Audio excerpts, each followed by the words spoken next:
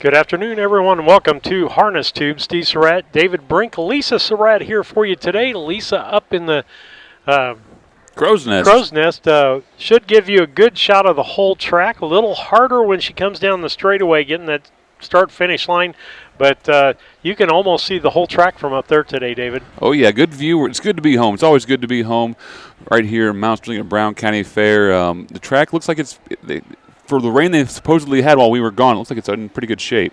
Absolutely. It looks good out there. They've been working it all morning.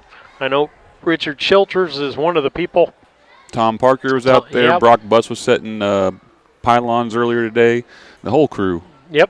And they do a great job with this track. Yeah, there's a reason why this is the fastest track in the state with a 151 record. So, they know what they're doing, and they always expect to put on a good show and want to make sure they get the track as good as possible. So, we'll should be lightning fast today. And while we don't have the big fancy winter circle that they had down in Altamont, we have a nice winter circle here. They've got nice flowers. They've got stuff spruced up over there. Yep, that's pretty mobile to get in and out quickly. So that's definitely an efficient way of doing it. But it's a new printed sign with some new rope, or I guess that's chain and flowers. Yep. So should be a nice little presentation for the winners out there. And it's going to be a beautiful day, David. If you're listening to us and you can still get here, you've got about a half hour or so to get here before we start racing. It's going to be a beautiful day for racing. We have 10 races on the card for today and about $25,000 worth of prize money. And then tomorrow I was a little high on $100,000. I think we're going to be around 70 or 75,000 for tomorrow for the 12 races that we have tomorrow. Getting all the best horses from across the state, down out of Chicago, up from Fairfield, where have you. We got horses coming from everywhere, and it's going to be a fun day of racing and one of the richest purse days in the state. Yeah, absolutely, and I'm liking it because our crowd is getting here. We're about 25 minutes away from post time, and they're starting to filter in. You had some people here early. They want to get their favorite seat, but we're glad to, as David said, to be back home. And we're back home, and then we get a little respite, David, which has been good because the last week has been we can use it. 7 days, 8 cards in the last 7 days, and we've been on the road to Altamont and to Effingham, finally home for these last 2 days. But we've got 3 more this year to finish the dates out. Tomorrow, of course, here in Brown County, that makes it the 4th one. But Morrison, and a track you grew up going to, that you're looking forward to going back to that track. It's a beautiful location. There's big trees in the infield and a nice old grandstand. They like their horses up there. There's a big round barn that's really gorgeous. And, the fans are knowledgeable. They come through the barn, they ask questions, and they really respond during the races. So it's always fun to race out there in Morrison. And then we'll finish things out the Saturday and Sunday cards at Pana for their race card. And then we're looking forward. We went the first time last year to the Illini Classic horse auction. The first time for us. You've been up there numerous amount of times, but if you've never went to a harness horse auction, it is interesting. And there's lots out there. If you can't make the one on Labor Day, the Walker sale is it the day before, isn't it? I think it's whenever we're in Morrison, the 16th. Does that sound right? Something like that. Might that weekend. So I'd have to double check, but I'm pretty sure that's why I won't be there this year. But yeah, the Illini Classic is I've been working it. I started out running the tote board at the Illini Classic when I was probably about 12 or 13 years old. It used to be in the Lincoln, the Logan County Fairgrounds. Okay. So yeah, it's a great auction. Ed and Carl Becker started that years ago. Now Kurt helps them take it over, and they do a great job. The programs the sale catalogs are out. I want to mention they're in the barn area over. Last I knew, they were on the bench in front of the tree, the sycamore tree. So if you want a Illini Classic sale catalog, just stop by the barn area. And it's too late really to advertise for this year, but we'd like to get you on the docket for 2026 as part of our broadcast. As a sponsor of harness racing, we're going to end up with about 24, 25 dates this year that we have done. Actually, you can count at least one of those was a double. A double. So, we did 2 in one day because of rainouts.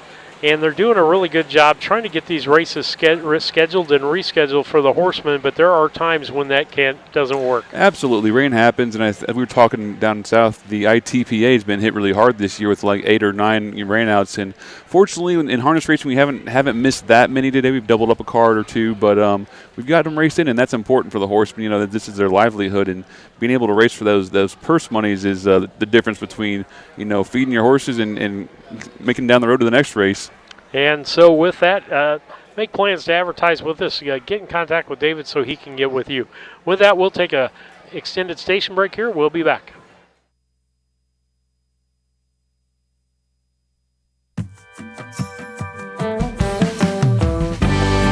Avenatti Racing, a third-generation, family-run stable with a legacy of excellence. Centrally located between Illinois, Indiana, and Kentucky racing programs, Avenatti Racing specializes in buying yearlings, breaking, training, and racing top-performing standardbreds. Call 217-840-6469 or email avenattiracing@gmail.com today. Avenatti Racing, from yearling to racetrack, we build contenders.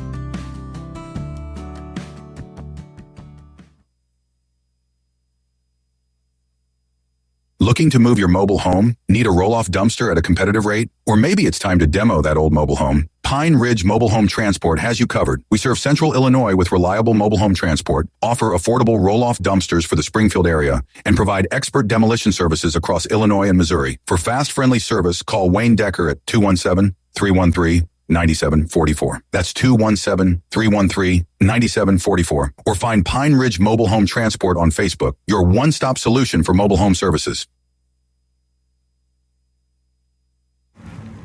Wait, before you go and get your snacks and drinks, make sure to subscribe and like to Harness Tube. If you can't do that, just give us a thumbs up. Alright, to the show.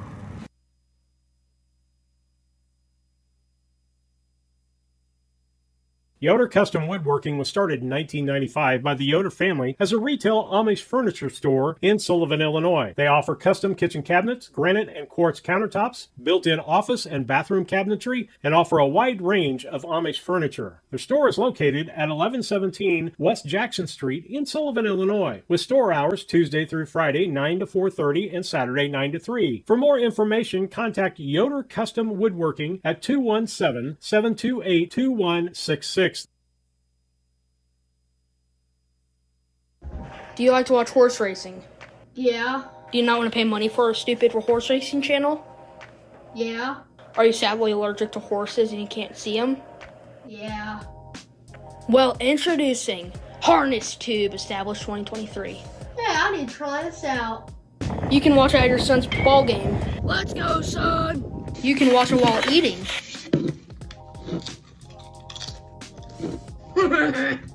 Last but not least, you can watch it while you're sleeping. Yay, my horse won. Now everybody, make sure you like and subscribe to Harness Tube and keep the notifications on for more Harness Tube streams or future videos or future posts. Anything that I care for. Anything at all. Even if it's just like a 1-second video of a horse doing a backflip. I don't know. But you get the point. So, I hope this video is very informational. And thank you for watching. Peace out.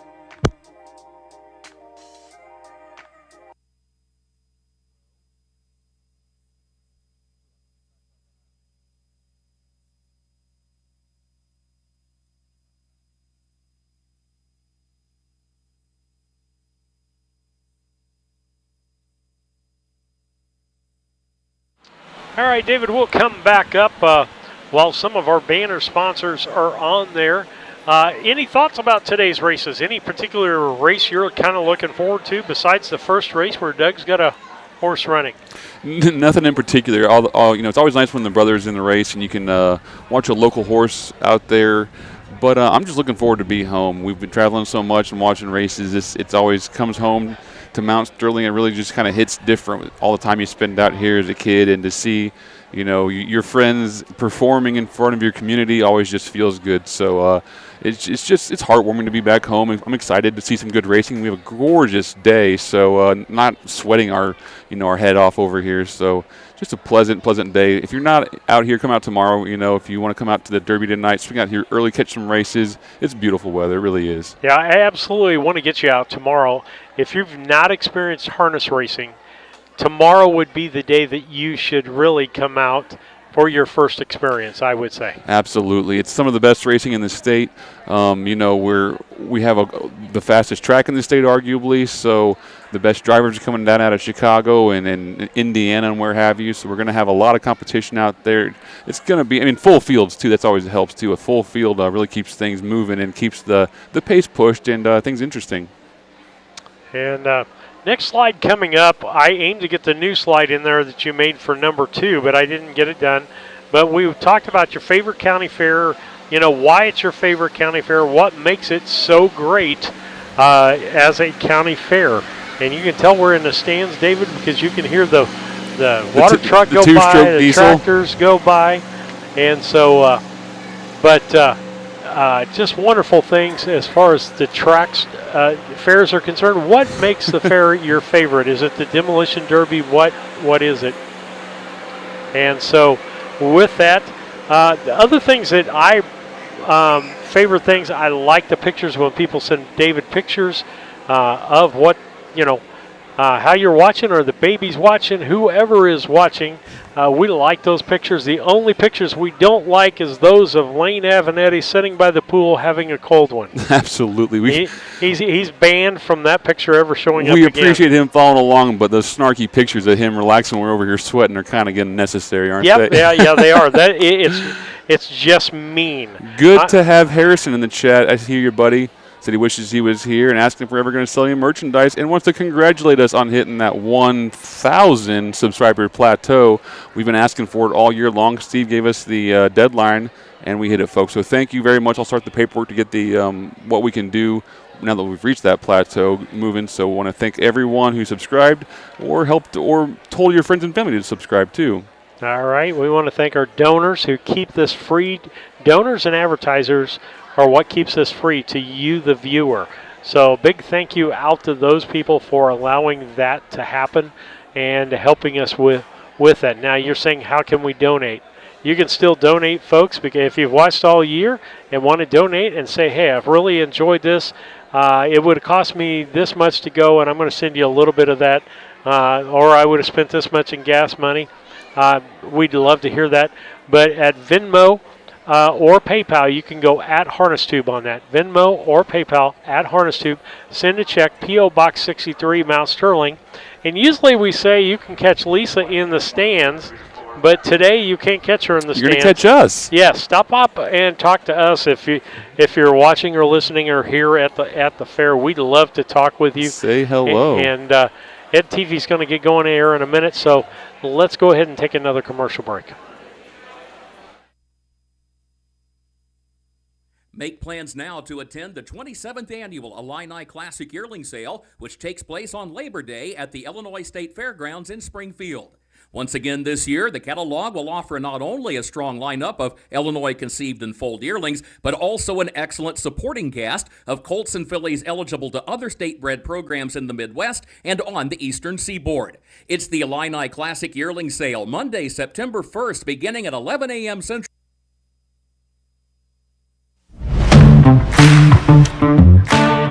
Kerr Auction is your trusted source for ag equipment, attachments, construction gear, trucks, trailers, and hard-to-find parts.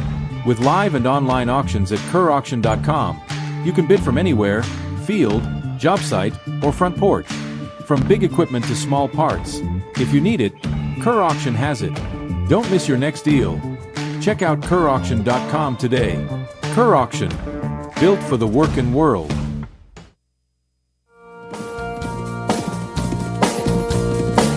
2024 Illinois County Fair Training Champion. Kev Miller's horses are built to win, and it all starts here.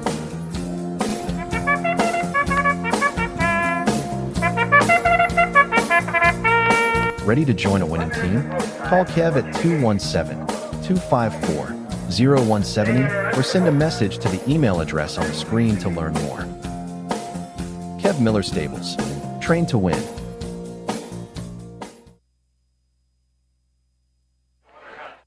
$25 given for each race, so fill in the coupons that are in your race program. We'll give away $25 after each race. And at the end of the program, if you're still here, there'll be 3 more drawings. One for $250, another one for $250, and a third one for $500. Both today and tomorrow. $25 per race for the Pick the Winner contest. And we'll give away $1,000 in cash. Must be present to win that. $1,000 into $250 giveaways and another one for $500. 10 minutes before our first race, just 10 minutes before the first race. Make sure and participate in that Pick the Winner contest.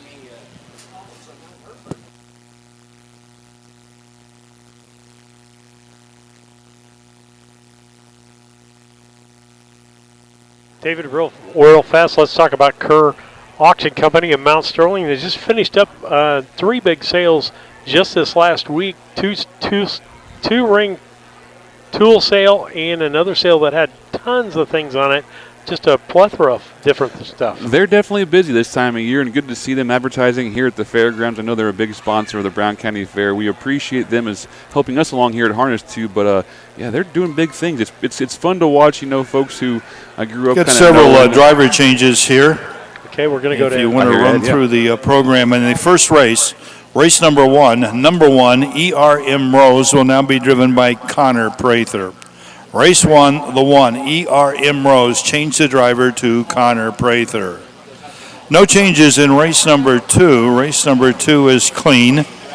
In race number 3, number 6, Little Too Pricey, will now be driven by Mike Cox. Race 3, number 6, Little Too Pricey, make the driver Mike Cox. No changes in race number 4. Race number 5 is clear. In race number 6, number 1, He's a Dark Shark, has been scratched. Race number 6, scratch the 1, He's a Dark Shark. Also in race number 6, Jim's Big Boy, make the driver Jerome Daniels. Race 6, the 6, Jim's Big Boy, will be driven by Jerome Daniels. No changes in race number 7. In race number 8, number 1, EJ Tropical Ranger will be driven by Jerome Daniels. Race 8, the 1, change the driver to Jerome Daniels. Also in race number 8, number 3, One Trip Chip, change the driver to Mike Cox. Mike Cox on the 3 in race 8. Race number 9, number 1, Jersey Janet. We had a driver change, but I think we're back to Alex Conte. Number 2 in race number 9, Stalwart Yankee, changed the driver to Connor Prather. Race 9, the 2, Stalwart Yankee, Connor Prather will drive. Number 4, a Modded Bib, will be driven by Mike Cox. Race number 9, number 4, make the driver Mike Cox. Number 10 is clear. Race number 10 is clear.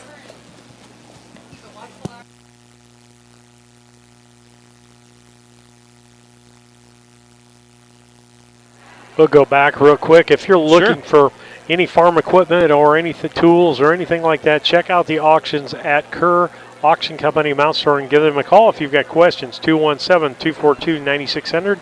Make sure you go to their website, kerrauction.com, and download their app for your phone.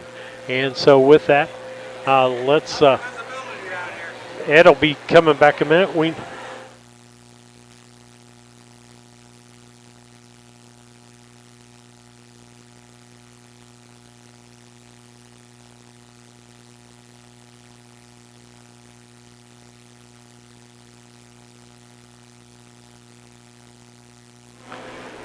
Okay, David. Again, Kerr Auction Company, make sure you check them out, 217-242-9600, or on the web at kerrauction.com. Make sure you download their app. Like and subscribe to the channel, David. We'd love for people to do that. Absolutely. And as we always say, hit that notification bell. Make sure notifications are turned on. That way you're notified whenever we go live at a race. If you're questioning if the rain was, rain or something, we'll keep you updated that way. By when we go live, you'll get an email sent to your phone or a push notification. Okay. Well, with that, again, our schedule, we got 4 left tomorrow here. Morrison the 16th, on the 30th and the 31st. Pena for there. And we're getting close to race time here, David. 7 till. They'll be calling for the Star Spangled Banner. Let's go ahead and do our handicapping here real quick. If I can get the thing set right. Sure. There we go. So we have a guest selection today. We have Ralph Gawitz up there in Farmer City. He's following along. He's got Cindy Elmore with him, but he's our guest selections today, so I'll go through his and I picks and then toss it to you. And I want to welcome everybody to a beautiful afternoon. I went 3, 4, 6 in this race using Bet on the Jet on top. That horse last started out at Altamont 2, 4, and 4, last quarter and 30 and 2. I just think that horse is sharp right now. My second choice was a 4, Fox Valley Mai Tai. I like that filly. I've been following her all year long for the Avenatti clan. Actually, been following her since they bought her at the sale last year, and I've been watching her progress. She's a nice little filly. My third choice, the 6 Obligate for Bart Seals and Boo Cavett. Just a nice filly all around. Let's see, and I'm everybody exactly but the me. same. Everybody but me went with you, David. And I went different. Same horses. I just went in a different order. Fox Valley might. Oh, Star Spangled Banner. Dawn's early light, what so proudly we hailed at the twilight's last gleaming, whose broad stripes and bright stars through the perilous fight o'er the ramparts we watched were so gallantly streaming, and the rockets' red glare, the bombs bursting in air, gave proof through the night that our flag was still there. Well, oh, say does that star-spangled banner yet wave o'er the land of the free and the home of the brave. Okay, to go back to the picks, David, I went a little bit different, and I went with Fox Valley Mai Tai as the horse that I'm going with. That horse has had a really consistent year.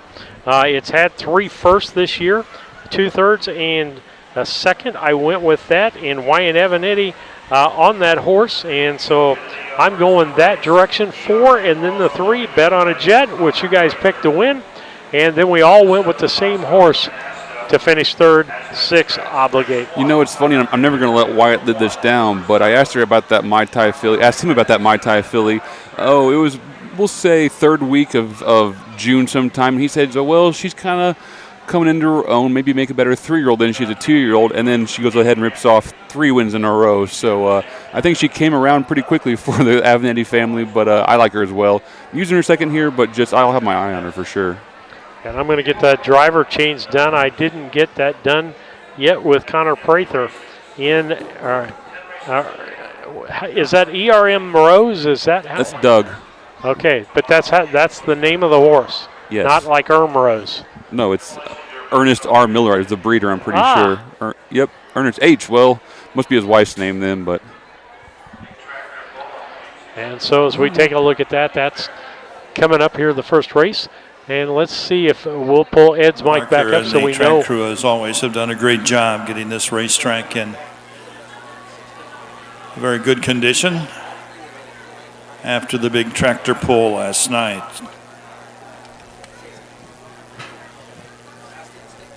First race today will be the David K. Downing and Wayne Shepherd Memorial.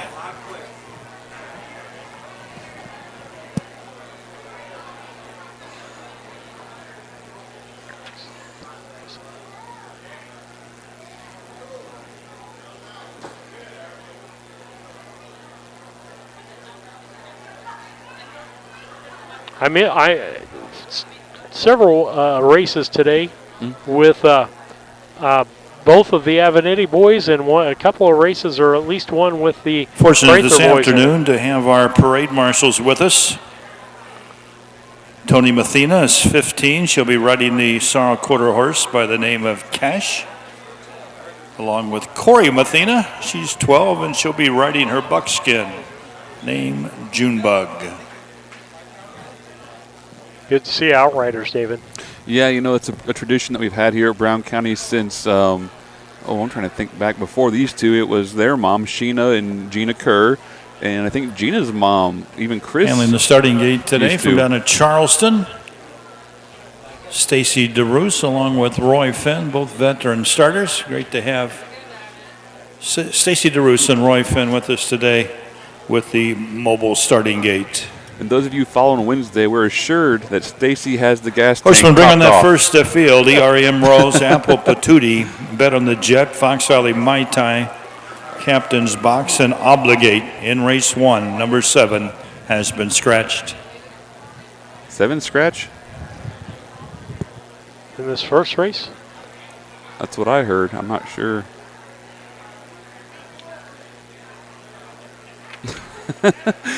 Oh, Harrison's in the chat asking if I got my livers and gizzards. Well, I appreciate you remembering that, buddy, but unfortunately I got here about 11:45 and Bruiser's wasn't open yet, so I had to snarf down a corn dog, which tasted all right. So wasn't quite the same, but I'm sure I'll get some later Harness today Tube tomorrow. carrying the races today. If you have somebody that couldn't make it here, races are broadcast on Harness Tube, thanks to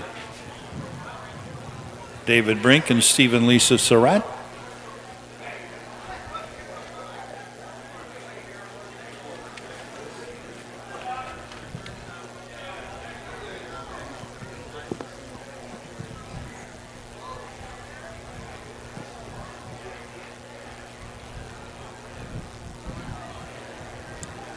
Those of you at home, we can't really see the announcer today, so we're kind of playing it by ear, literally, as we have to kind of catch when the announcer comes up for his announcements between our discussions. So we'll keep it flowing the best we can, but if we're waiting around sometimes or getting stepped on, we'll do our best to try to avoid that.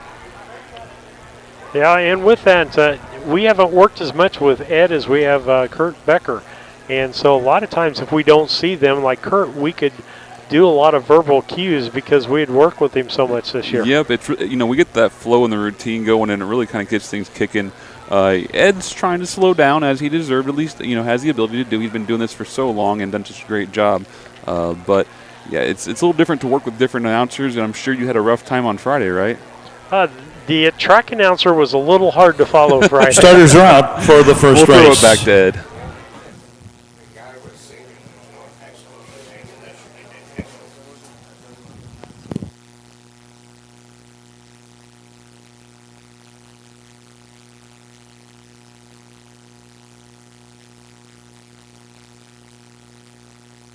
So Tony Mathena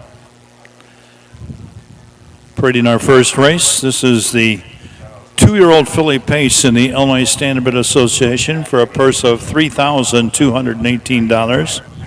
The Dave and Kay Downing Memorial and the Wayne Shepherd Memorial. Number 1 is ERM Rose, owned by Doug Bowen of Mount Sterling, Troy Market of Mount Sterling, Doug Bowen, the trainer with Connor Prather. 2, Apple Patootie, owned by Benita Simmons of Springfield. Tom Simmons trains. Mike Rogers will drive. 3, Bet on the Jet, owned by Christopher Spann of Canton, Mississippi. Freddie Patton Jr. is the trainer with Jordan Patton doing the driving. 4 is Fox Valley Mai Tai, owned by David Avenatti, Emma Schrock, and Kevin Neatfelt of Chrisman, Sydney, and Piatone. David Avenatti, the trainer with Wyatt Avenatti driving. 5 is Captain's Box, owned by Kelly Jobel of Windsor, Matt Avenatti of Chrisman, Matt Avenatti, the trainer-driver. Number 6, Obligate, owned by Bart Seals of Mason, Cornelius Calvert, the trainer, with Jerome Daniels, and the 7 has been scratched. Get out. Humidity's out. Jacob, I appreciate it very much, but I know my limitations, and I know very well that Kurt is probably the best announcer I've ever heard in my life and worked with. So I appreciate the encouragement, but I'll let Kurt keep the day job of keeping the races going. 5 of the 2-year-olds on the gate. Number 6, Obligate, will be in the back tier. 5 on the gate, 1 trailer here in the first race.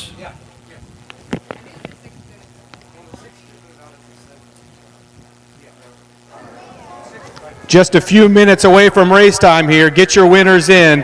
I'm going to do my best to help you pick winners for every race this year. We should have gone through a little earlier, but if you haven't seen a program, one of the best ways to read the program is to look at comp times, comp results. Looking at Lance Grady, he knows a little bit about comps, so if you're looking to buy a house, go ask him about comps. But you could look, I'm looking at the 3-horse Bet on the Jet, the 2-horse Fox Valley Mai Tai, and the 6-horse Obligate. You'll see that they all raced in Altamont in their last race. So that's the line that says ALMT, that's Altamont. All 3 of them raced there in their last outing. Bet on the Jet was second. That race was in 2:02 and 4. Fox Valley Mai Tai was third in that race. And then Obligate, must have been a different race because also was third in Altamont. But you'll see the times next to that. So Obligate paced in 2:05 and 1 in Altamont. Fox Valley Mai Tai paced in 2:05 and 4. Heads up, John. We've got a field here. 16th away. ERM Rose, a little rough gated. She's like back the off 3-horse. the gate. Rest of the fillies on the gate, and here they come. Good start for the fillies. Apple Patootie on the inside with the early lead. Driving up now is Fox Valley Mai Tai. Fox Valley Mai Tai on the outside now takes over the lead for Wyatt Avenatti. Back to second is Apple Patootie. Racing third, Bet on the Jet. Back there fourth is Obligate. Racing fifth on the inside. As we race towards that quarter-mile marker is Captain's Box and the trailer at the back, but catching up is ERM Rose. They're past the quarter in 30 and 1/5 of a fifth. 30 and 1/5. Good first quarter for the 2-year-old pacing fillies.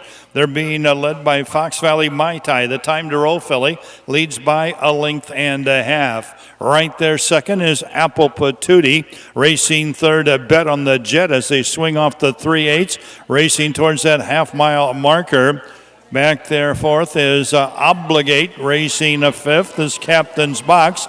And ERM Rose past the half. They move over to the 5/8. Half in 101 even. 101 first half and 101 flat. Past the draw gate off a very quick half there of 101 flat. They head up the backstretch. It's Fox Valley Mai Tai off a half and 101. She leads by 1.25 lengths. Apple Patootie gets the perfect trip there for Mike Rogers. Obligate moves up on the outside to take over third. Bet on the Jet is back there fourth. 131 and 1/5 of a second, going a big mile here in our opener. They got just a little over 1/8 of a mile to go, and it's been Fox Valley Mai Tai with every call. Apple Patootie sneaks out of the pocket now. 3 wide, it's Obligate, and they're 3 across the racetrack as they race through the stretch here in our first race. Fox Valley Mai Tai, Apple Patootie coming at her. Fox Valley Mai Tai and Apple Patootie. Fox Valley Mai Tai wins it by 3 parts of a length. 202 flat. 202 flat.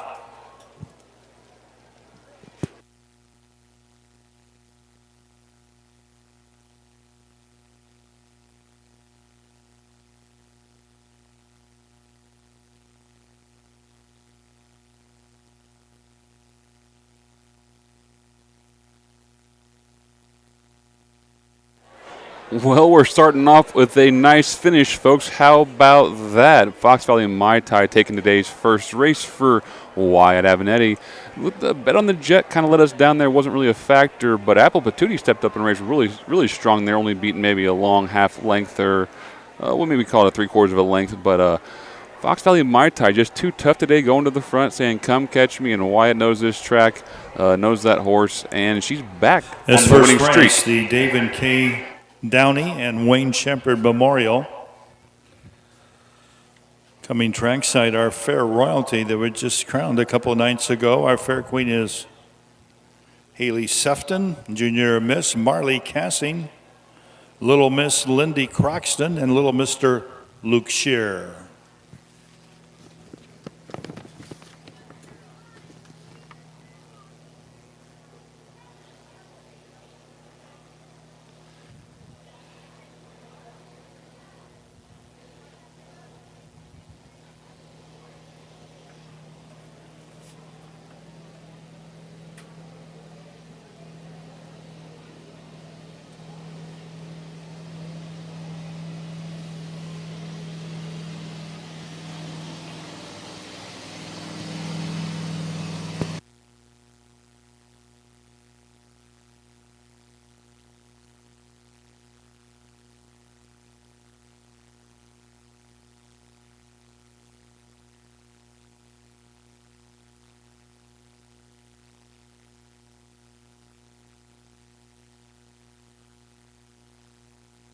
Dad, real quick, we have a 3-year-old boy down here right in the middle of the grandstand. His name is Waylon, 3 years old. He said he's looking for Grammy. So if you are Grammy and Waylon is not with you, he is right here with us right in the middle of the grandstand. So here's the winner of the first race, the 4 Fox Valley Mai Tai, owned by David Evanetti, Emma Schrock, and Kevin Neatfeld of Chrisman, Sydney, and Peatone, Illinois. Trained by David Evanetti, driven by the leading driver in the County Fair Circuit this summer, Wyatt Evanetti. Impressive mile here, 2:02 flat with quarters of 30 and a fifth, the half in 1:01, 3/4 in 1:31 and 1, the mile 2:02 flat.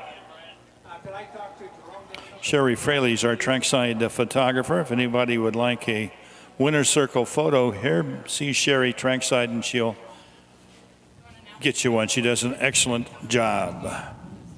The Dave and Kay Downey Memorial and the Wayne Shepherd Memorial.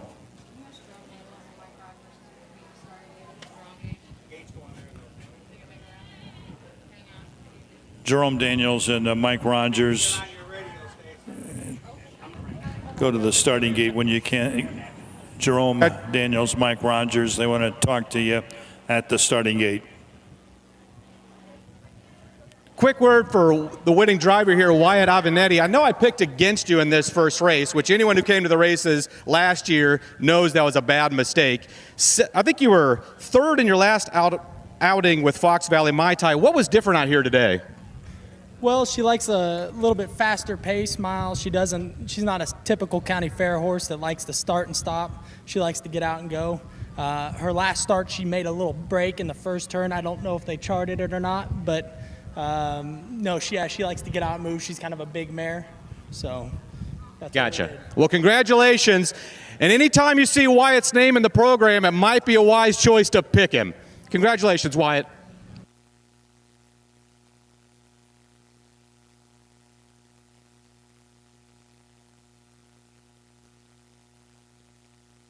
All right, David, with that, you can see our pick scores, the running score at the end of every race back there. We have our first winners for the Pick a Winner contest.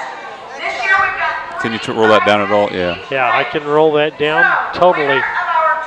I can't hear it all.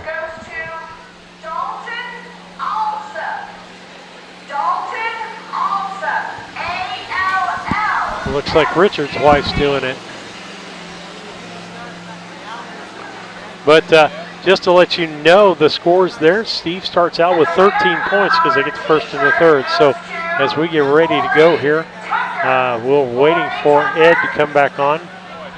And you can probably hear the speaker. We're down in the grandstands this year instead of up above. We decided we wanted to be down here, out of the way of the judges and so forth. So we're waiting for some things there.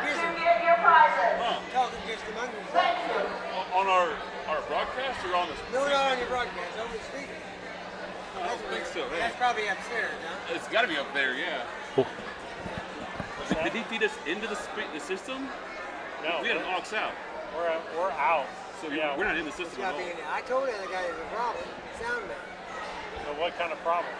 They heard it. When Alan was singing the national anthem, he was done. judges are reviewing the results of that last race. There is a that's him up there. It does not affect the winner by spelling mine back. Yeah. So that was that's up there. somebody ordered just a couple of minutes. No problem with the forum, the winner by spelling mine You might back. say something wrong sometime. Yeah. Yeah, that's up there. That's not us.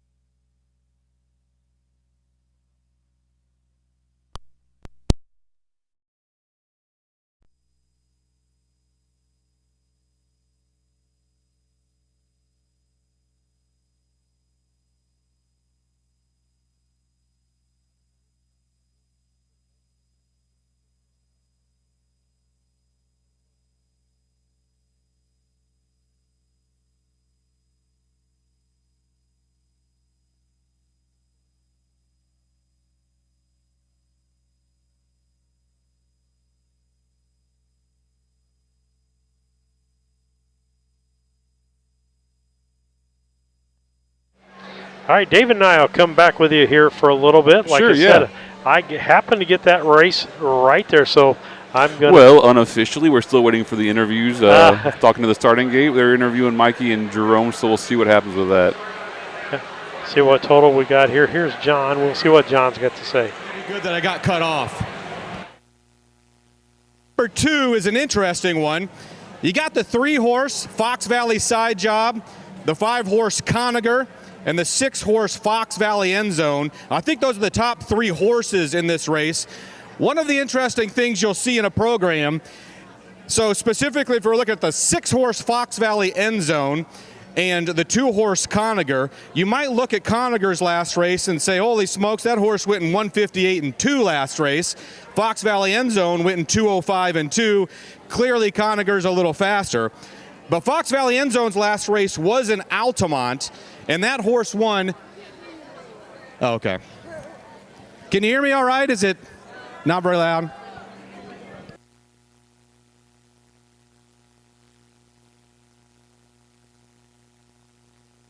Jerome Daniels. Jerome, go to the starting gate, please. Jerome Daniels to the starting gate.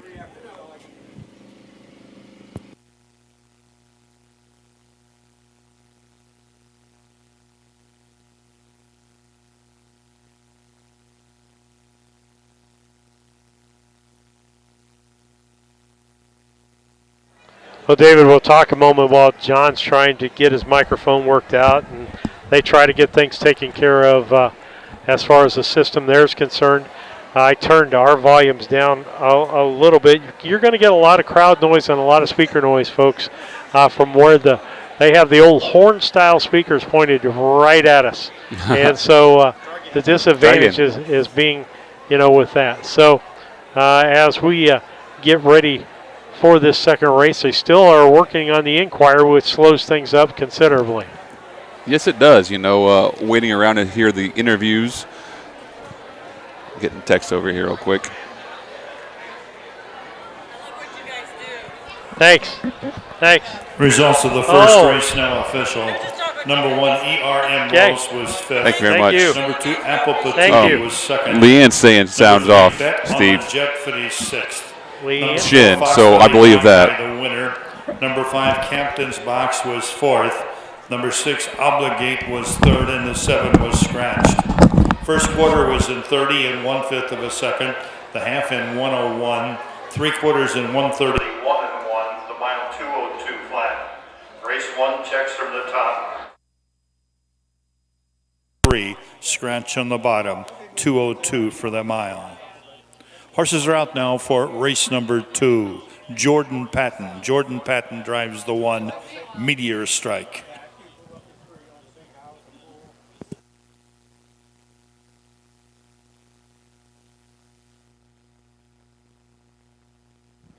Race 2 is sponsored by the Brown County Republicans. 2-year-old Colton Gelding Pacers for a purse of $3,080.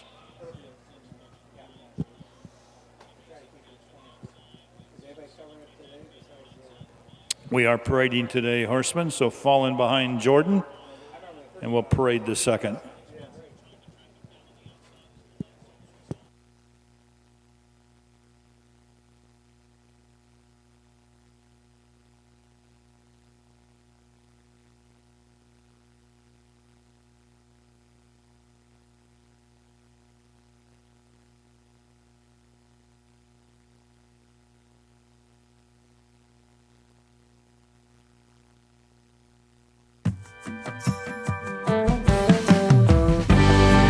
Avenatti Racing, a third-generation, family-run stable with a legacy of excellence.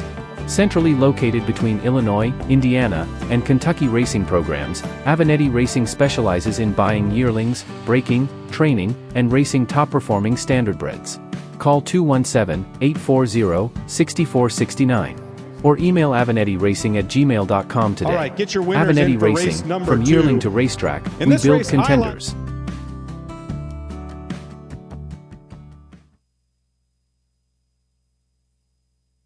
Looking to move your mobile home? Need a roll-off dumpster at a competitive rate? Or maybe it's time to demo that old mobile home? Pine Ridge Mobile Home Transport has you covered. We serve Central Illinois with reliable mobile home transport, offer affordable roll-off dumpsters for the Springfield area, and provide expert demolition services across Illinois and Missouri. For fast, friendly service, call Wayne Decker at 217-313-9744. That's 217-313-9744. Or find Pine Ridge Mobile Home Transport on Facebook, your one-stop solution for mobile home services.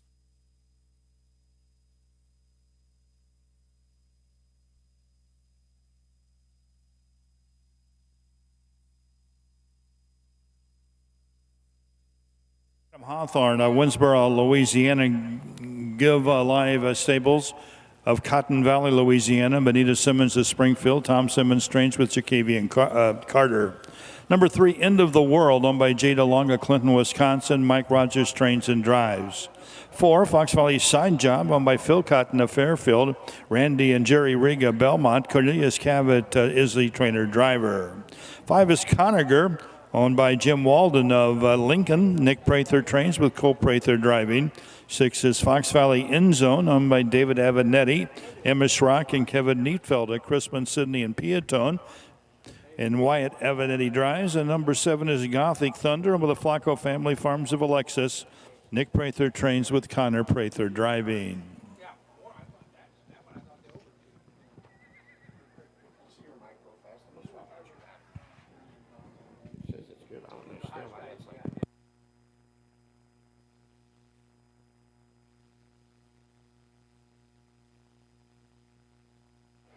We'll pull it back up now and see how things are now. I pulled the volumes down a little bit. It might have been cutting out because the volume was too high. Was clipping.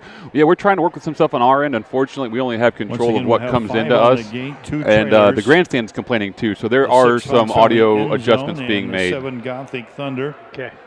We'll start in the back tier. And I think we've kind of got Ed turned down in the grandstand now.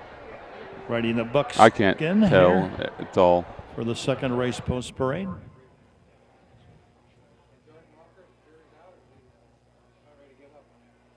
Okay, David, let's see if we can handicap this real quick. Everybody picked the 6 in this race.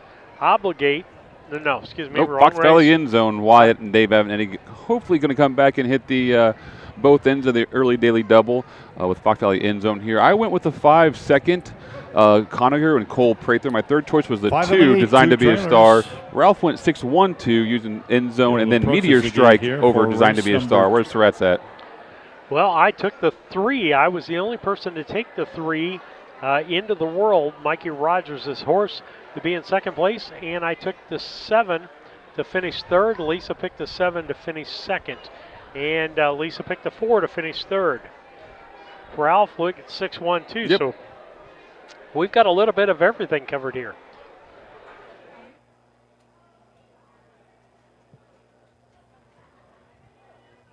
Gates at the head of the stretch. It begins to pick up speed here. Second race pacers.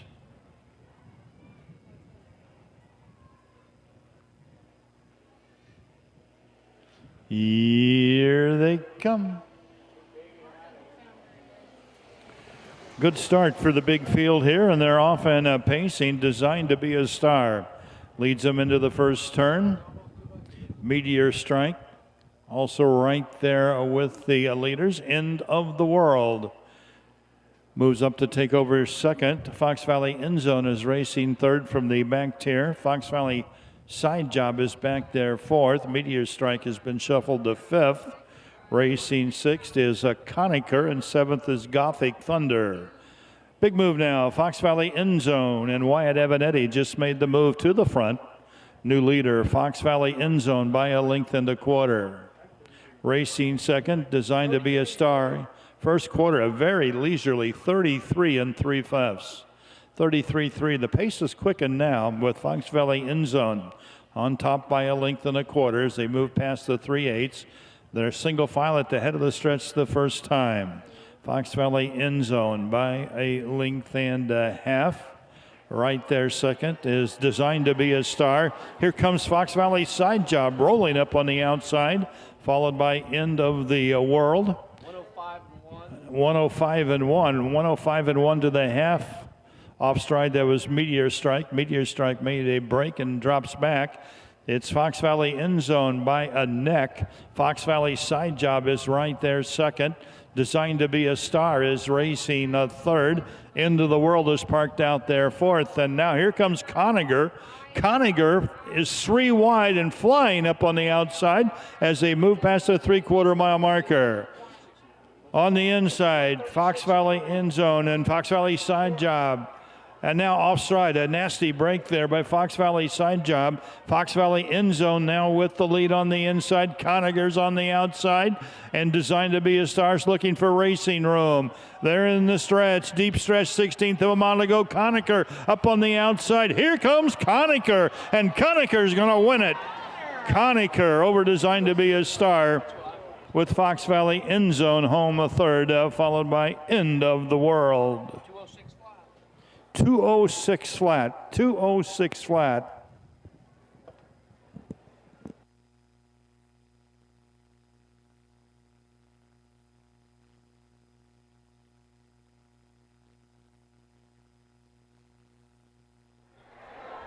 Well, David, we'll put our mics up here that was a good race. I'm trying to actually digest what happened in all that racing, go back and through the video a little bit. But, yeah, Wyatt's horse ducked inside when Fat Man came through the squeeze through the middle there. So, very interesting race. Going to be Conacher and Cole Prather, I believe, picking up his third lifetime win. Someone correct me. I know Grandma's in the chat. His third lifetime win. It's always nice to see the local connections. Cole went to school over in Rushville, so Hallie Sefton, about 12 Molly miles from here. Cassing, Lindy Croxton, and Luke Scheer are fair royalty down there in the winner's circle, and they're about to be joined by Conacher. Picks up his first career victory here today. 2-year-old son of Stevensville from Twinbee Honor by Sports Rider, bred by Martinsville's Dr. Diana Wilson, owned by Jim Walden, who's here today from Lincoln, Illinois, and Jim and his family coming trackside here with the Brown County Republicans. Good to see Judge Jerry Hooker out there.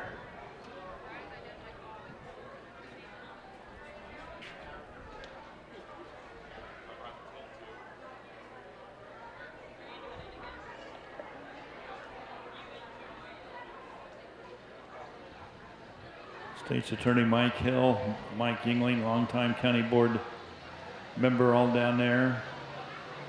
Republican County Chairman and Mayor Billy Burge. Alan McGehee coming down there to join the winner of this race, the 5, Conacher. This is just his third start for the money, along with a couple of qualifiers, but a nice effort here for Cole Prather. I didn't catch that 3/4. Sharp drive as he gets Conacher to the winner's circle for the first time. The Waldens down there with the Brown County Republican Party. You think more on the chat about the Missy Prather down there at the head of this 2-year-old gelded son of Stevensville. She wins the second race, the Brown County Republican race, in 2:06 flat.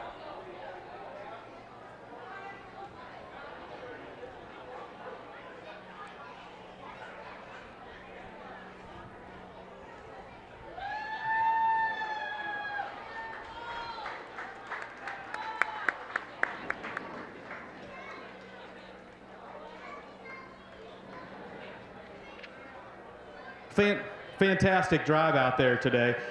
First lifetime win for Conacher. Once Fox Valley End Zone got to the top, some slow early fractions, kind of from a strategic standpoint, how do you decide when to pull, when to go for it? I just had a lot of pace, and I thought if we're going to do it, now's the time to do it. Sounds good. Well, congratulations. Great drive. Great race. The number 5 horse, Conacher, wins the second race. Great job, Cole. All right, we have our winners. I need just a little bit of direction here because I need to know if my mirror garden can hear me. Yes, okay, I've got arms up in there. Well. But I think it's a little loud in here, so I'm going to try to Not yell. There we go. There's the sound guy. We're getting it mixed a little better now, it sounds like. I think we're...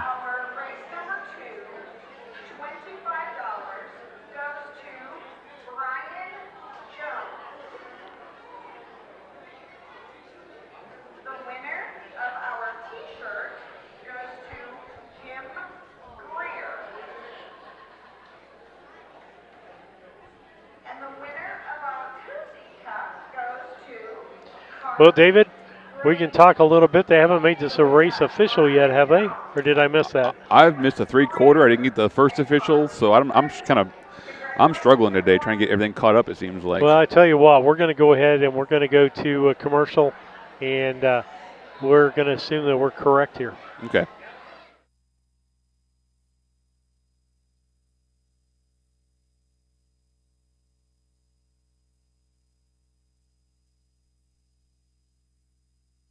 Yoder Custom Woodworking was started in 1995 by the Yoder family as a retail Amish furniture store in Sullivan, Illinois. They offer custom kitchen cabinets, granite and quartz countertops, built-in office and bathroom cabinetry, and offer a wide range of Amish furniture. Their store is located at 1117 West Jackson Street in Sullivan, Illinois, with store hours Tuesday through Friday 9 to 4:30 and Saturday 9 to 3. For more information, contact Yoder Custom Woodworking at 217-728-2166.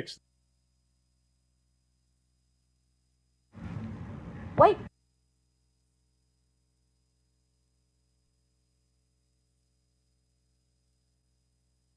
Three quarters and 136 and 3. The mile 2:06 flat. Race 2 checks from the top 7-2-4, 6-1-3, 5 on the bottom, 2:06 for that pacing mile.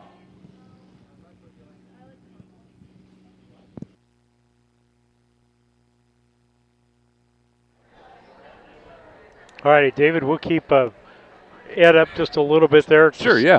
And drop out when he comes in. But as we Perfect. get ready to go to the third race here, and if people can let us know about the sound, we think we have got things better. We don't know that we have eliminated everything that needs to be eliminated, but I'm hoping so. and you can hear us fine. And I think I haven't heard anything as of recently, so we might be on the right track anyway. Just needed some fine tuning once the grandstand's filled up and the proper volumes were achieved. So now that he's back, I think he's mixing it, and we should be good. But yeah, because the grandstand mics or speakers were so loud that people were having people problems. coming to us trying to get help, and we couldn't help them, and we're trying to get on the air and get the sound man in touch. So I think we're straightened out now, hopefully. And so with that, want to talk about from the back stretch. We'd love to hear from you today.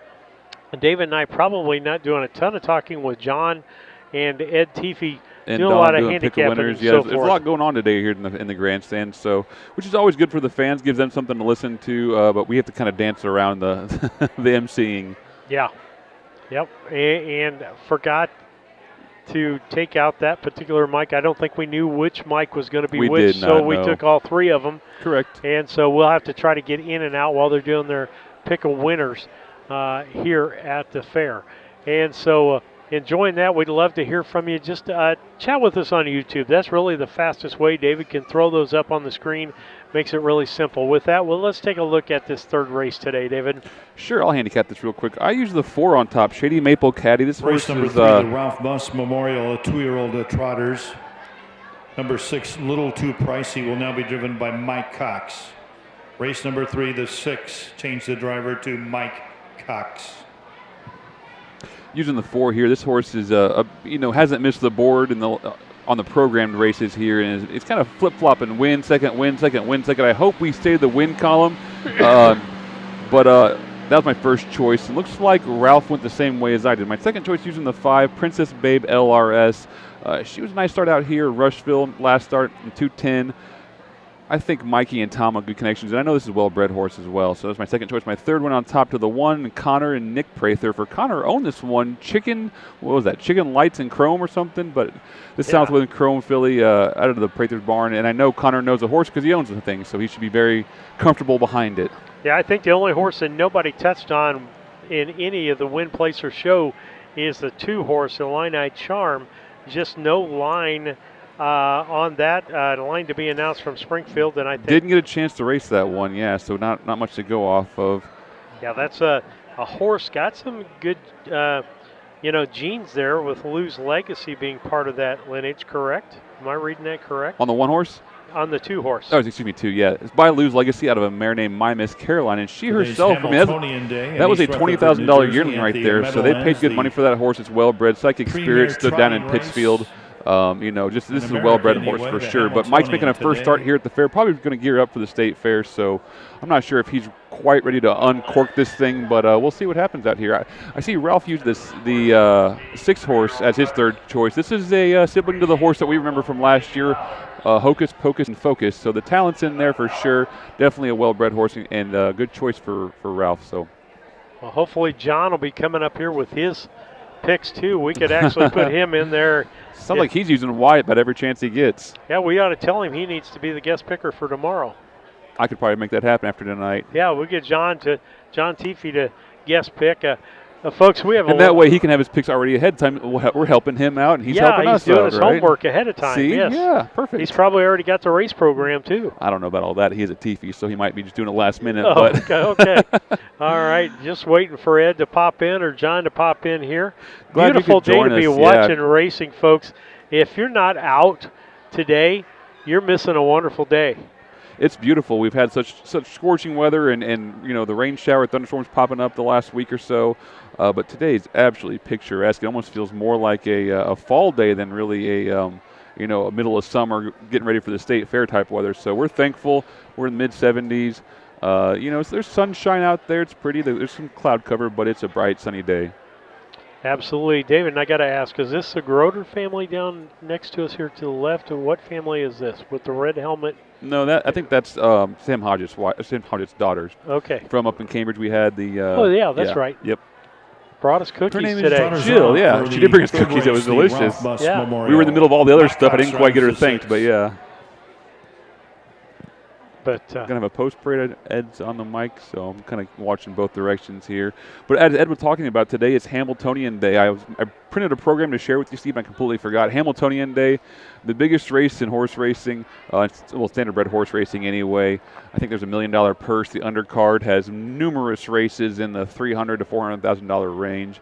I think probably the cheapest race of the day is $20,000 to $50,000. So big, exciting day. This is the 100th anniversary of the Hamiltonian, which was contested in Illinois and Du Quoin for many years, up until like 1980, maybe 80 some, I'll say. Okay.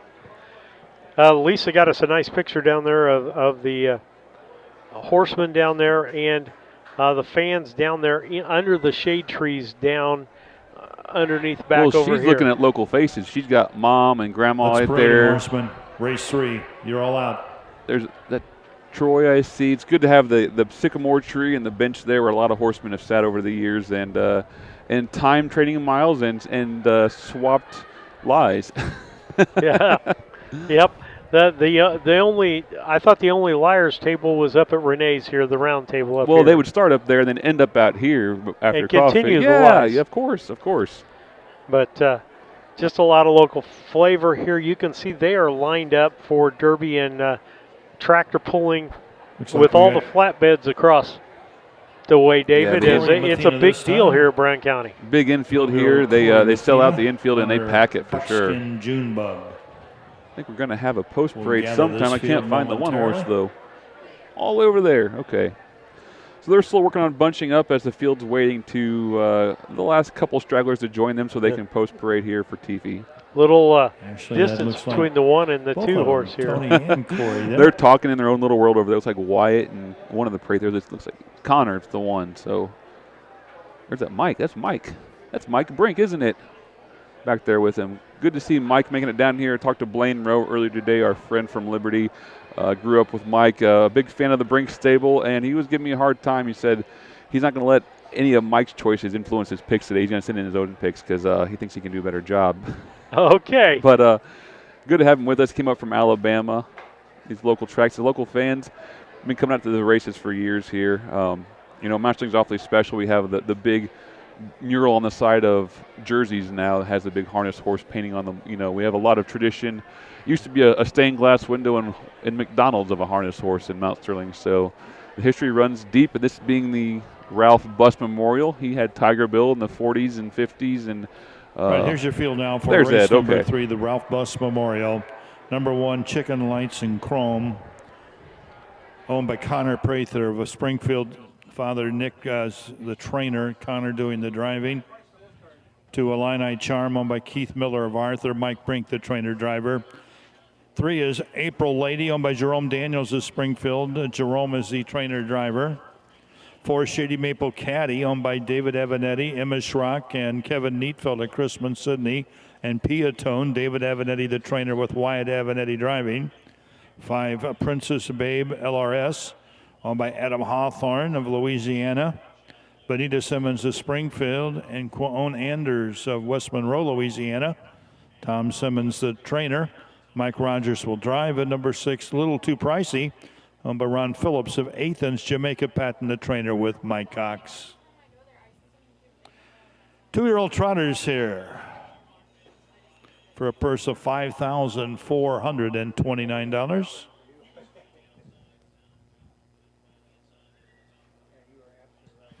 Five fillies and the gelding, Little Too Pricey, who will start in the back tier.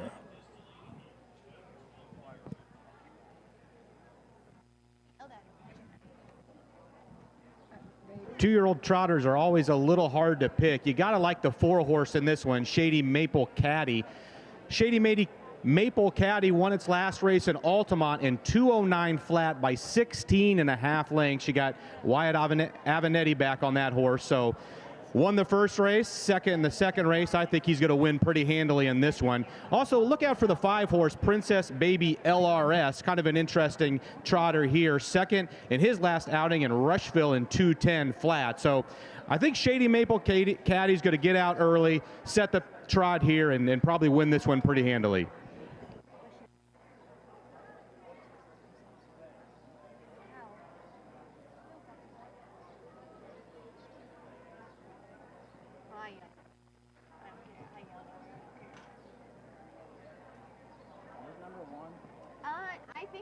7.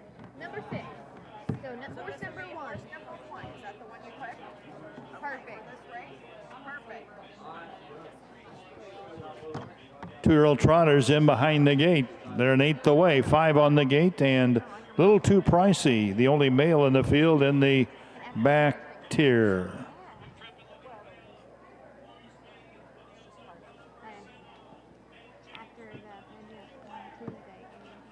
Here they come.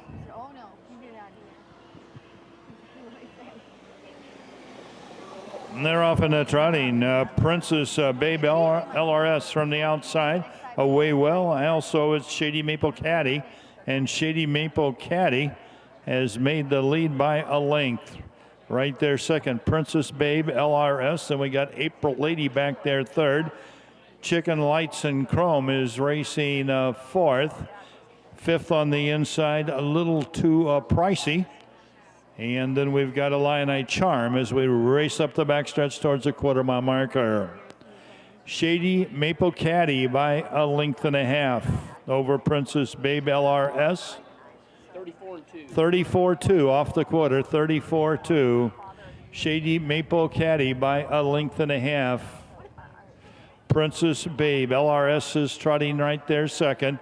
April Lady's back there third. Chickens Light and Chrome is racing a fourth.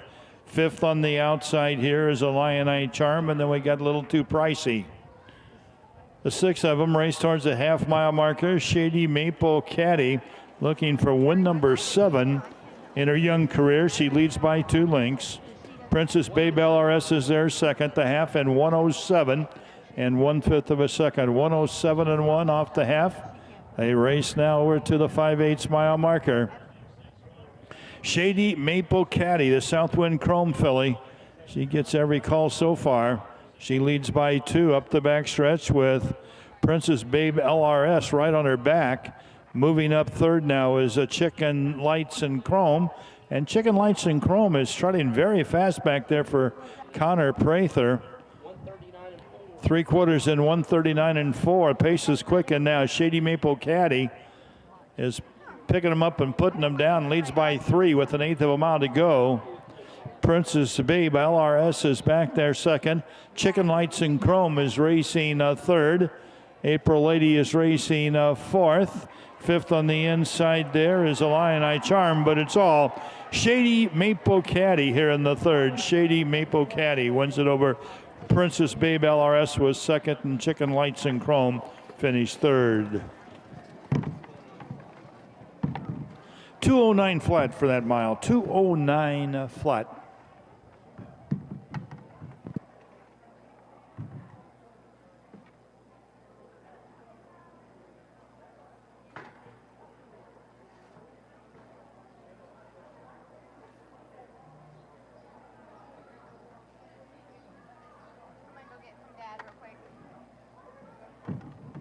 Well, I don't remember where my points were at going in this race, but I'll take that trifecta.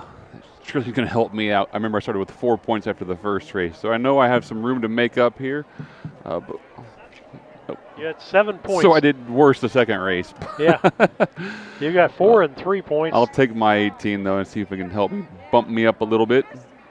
But a nice race there. That was in 2:09. The last quarter was in 29 and 1. Last half in 1:01 and 4. That's some really good trotting for a nice filly here in Shady Maple Caddy. 2:09 with the last quarter in 29 and 1/5 of a second.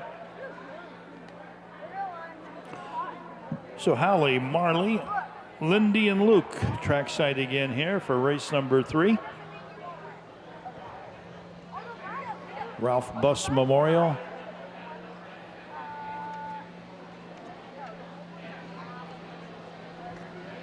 And a Ralph Buss Memorial consecutively here at the Brown County Fair for at least 70 years. Ralph Buss's great pacer, Tiger Bill, who raced in the 20s and 30s. Oh, I was way off. Is buried here in our infield.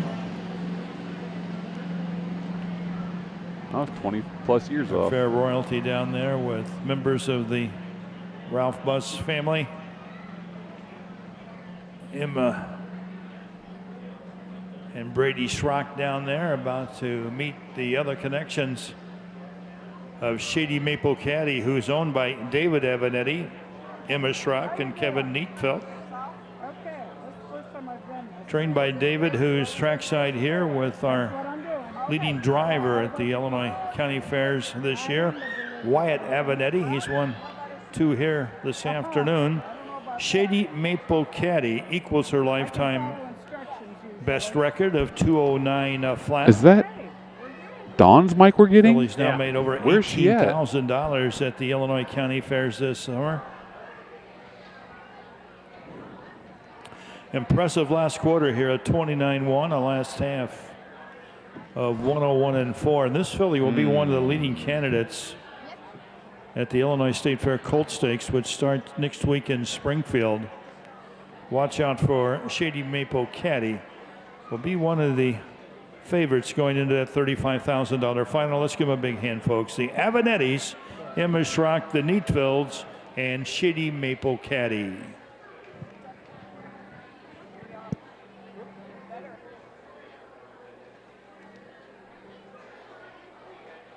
David, waiting for the official results here. Mic check 1 2 3 4. Testing 1 2 3 4. Mic check 1 2 3 4.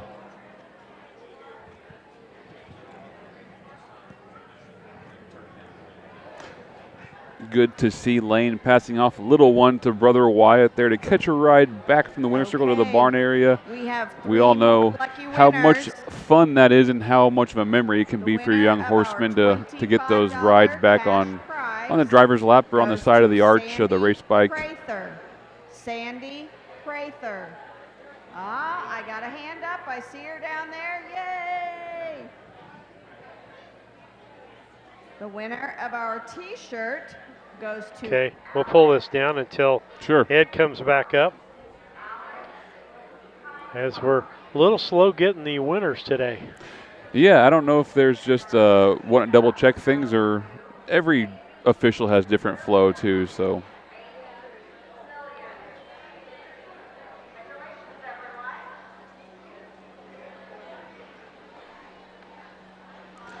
We have update of the Oaks in the chat. The Hamiltonian Oaks would be the filly version of the Hamiltonian for 3-year-old filly pacer or filly trotters, excuse me.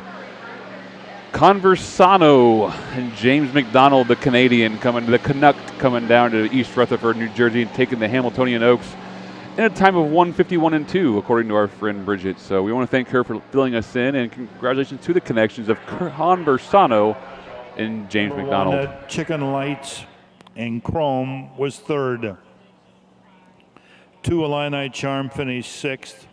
Number 3 April Lady was 5th. 4 Shady Maple Caddy, the winner. Number 5 Princess Babe LRS finished 2nd. Number 6 Little Too Pricey was 4th. First quarter was in 34-2. The half in 107-1. 3 quarters in 139-4. The mile 209 flat. Race 3 checks from the top, 365, 1, 2, 4 on the bottom, 209 for that trotting mile. Race 4, the Gibb and Ines McNiff Memorial 3-year-old filly pacers, first division. Number 5, Lottie's Web will now be driven by Demarius Wakefield. Demarius Wakefield drives the 5.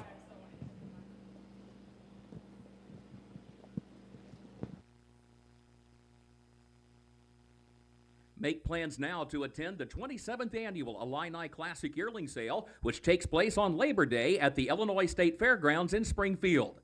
Once again this year, the catalog will offer not only a strong lineup of Illinois conceived and foaled yearlings, but also an excellent supporting cast of colts and fillies eligible to other state-bred programs in the Midwest and on the Eastern Seaboard. It's the Illini Classic Yearling Sale, Monday, September 1st, beginning at 11 a.m. Central.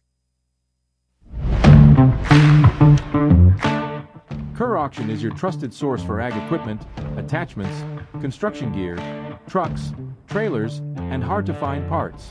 With live and online auctions at kerrauction.com, you can bid from anywhere, field, job site, or front porch. From big equipment to small parts. If you need it, Kerr Auction has it. Don't miss your next deal. Check out kerauction.com today.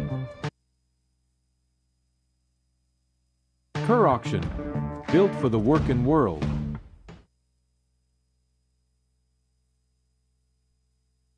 All right, David, as we get ready for race 3, any comments or anything out there that we need to put Well, up I have from our a fans? sneaking suspicion that I'm not doing so well because Nicole Wilfong said something about me being in the back or something. So am I in the last place in points No, here? you were in the back. Now with that 18 points, Oh, I you moved up to leapfrogged. 25 points. Well, there you go, You're Nicole. two behind me because everybody got 10 points for picking the winner on that one, Right. and I happen to get just a little more than that for picking one other horse in the box or something.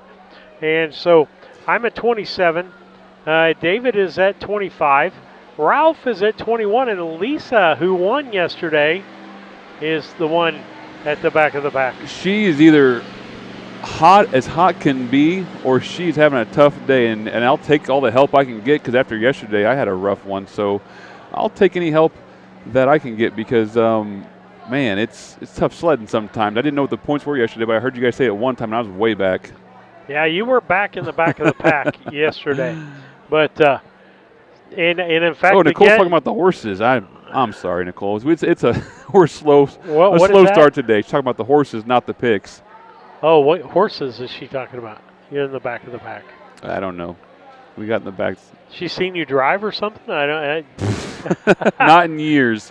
Okay. Not in years. I want to thank our sponsors out there that are donors and sponsors with ads or by just giving a generous donation. We want to thank you for that. You can do that through Venmo or PayPal at harnesstube.com. Let's go ahead while we've got the lull here as we're trying to get our stuff going here. We'll get John handicapping. Wins, Sleazy Let's Little see what he's got. Darlin. Sounds good. Kind of a rough name, but won its last race in Altamont in 2:06.2. Also, the one-horse Captain's Magic, driven by Jordan Patton, won its last race in 1:57.2. I also like the two-horse Shady Maple Bridget. Shady Maple's a name that you might be familiar with, and you got Wyatt Avenatti back in the driver's seat for that one. It's hard to pick against Wyatt in any of these races, but I'm going to go with the one horse in this one, Captain's Magic. Looking for 2 in a row off a win at Springfield, but I think Shady Maple Bridget is going to be right there in second, and then Sleazy Little Darlin. Giving too Who much knows credit about for Lottie's Web? This is kind of a toss-up, but I'm going to go with the one horse.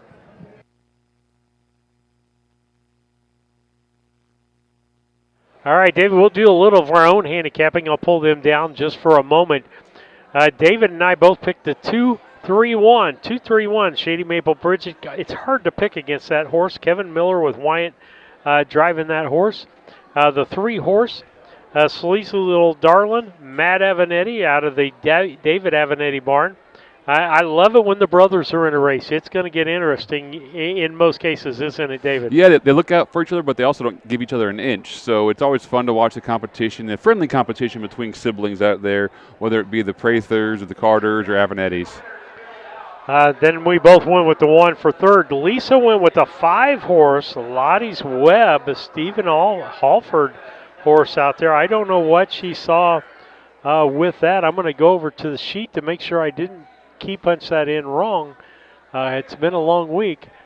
Well, no, 5-1-2. We figured it out, Ed. We're talking about the horses on the backstretch over in Tiffy's pasture. So we're in the chats. I have tasked Lisa with asking Ed who those horses are because I don't know. They're probably yearling fillies. I think he keeps the fillies here and the colts at the Malin place, if I'm not mistaken. That horse was just checking them out. I can't see that far to Yeah, the horse went by, head was cocked that way. Okay, hey, I want to go there with them. That's the pasture. You heard me talk about it, Charleston. That is the pasture where Incredishell was when I can only imagine her offspring set the track record here in 2006, I believe, in 151-1. So pretty cool to that pasture being right next to the fairgrounds here, and a lot of great horses have went through there and watched horses train. You know. Absolutely. Ralph went with us on the 2, but flip-flopped the 1 and the 3. Okay. Lisa went 5-1-2, so she is totally different. Lottie's Web is going to be it's that hot rod Halford out there she's going with, so we'll see what happens. I guess so. That's that Stephen Thompson from Virginia. from what I understand, out of racing for a while, now retired and back into racing again. So Wakefield driving the 5, Lottie's Webb. Let's parade them for the Gibbon Inez McNeff Memorial.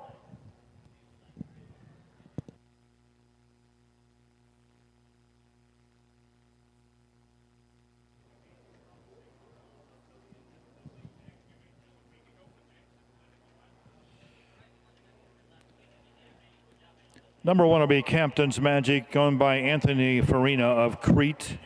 Tony Farina is the trainer with Jordan Patton. 2, Shady Maple Bridget, Kevin Miller of Arthur, the owner. Kevin's the trainer with Wyatt Avanetti. 3, Sleazy Little Darlin, owned by Glenn Brown of Elgin, Texas. David Avanetti trains with Matt Avanetti driving. 4, Miss Tootie, owned by George Pollock of Rushville. Nick Prather, the trainer with Cole Prather driving. And number 5 will be Lottie's Webb, owned by Steve Thompson of Virginia. Thompson Racing Limited of Petersburg. Steve Hufford II is the trainer with Demarius Wakefield driving. Race 4. Illinois bred 3-year-old Pacing Fillies, first division. As John pointed out, a competitive field here. Captain's Magic, the 1 coming off a win at Springfield in 157-2.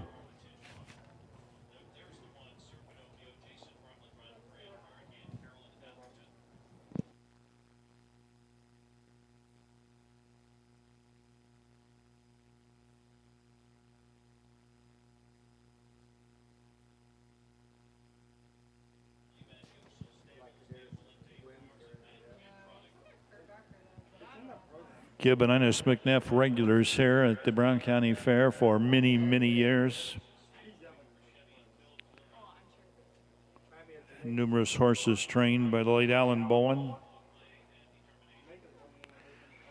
Normally named them after their home township, Buckhorn this or Buckhorn that.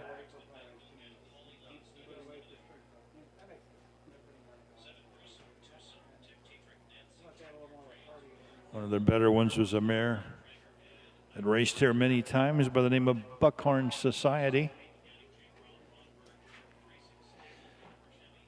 McNeff Memorial Filly Pacers are at the gate, and the gate's on the move. Captain's Magic, Jordan Patton, Shady Maple Bridget with Wyatt Avanetti. Sleazy Little Darlin with Matt Avanetti. George Pollock's Miss Tootie with Cole Prather. On the outside, Steve Thompson's Lottie's Webb with Demarius Wakefield.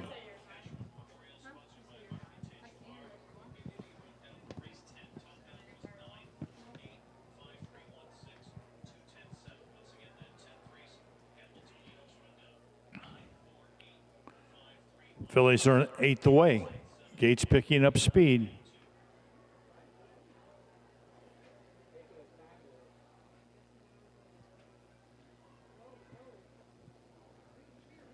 Here they come. About a perfect start for the Phillies. 5 of them are away there and race into the first turn. Captain's Magic on the inside. Shady Maple Bridget is parked out there second. Sleazy Little Darlin is racing third. Now moves up to take over second. As Shady Maple Bridget drops back there third. Sleazy Little Darlin and Miss Tootie as they swing out of the turn and head up the backstretch. Up front, the leader is Captain's Magic by a length over Lottie's Webb. They're past the quarter in 30 3/5 of a second. 30 3/5. They move over to the 3/8 mile marker. Captain's Magic leads her by a tight length. Lottie's Webb is right there second. Rolling up on the outside now with a challenge. Sleazy Little Darlin. On the inside is Captain Magic. On the outside, Sleazy Little Darlin. Lottie's Webb and Shady Maple Bridget and Miss Tootie. The half in 102 flat. Only 3.5 lengths separates the field of 5. All in contention here. Sleazy Little Darlin by a nose on the outside with the lead. Captain's Magic is there second. Lottie's Webb is locked in along the rail of third. As we race towards that 3/4 mile marker, it's Sleazy Little Darlin', Matt Avenatti. They lead by a length and a half. Racing second, Captain's Magic. 3/4 and 132 and 4. On the outside, Shady Maple Bridget tries to come on there a third. They're at the head of the stretch, and the leader is Sleazy Little Darlin'. The Captain Trevor filly is drawing off here. Matt Avenatti, Sleazy Little Darlin' going to win the fourth over Captain's Magic in a fast closing Lottie's Web. 2:02 flat for the pacing mile, 2:02 flat.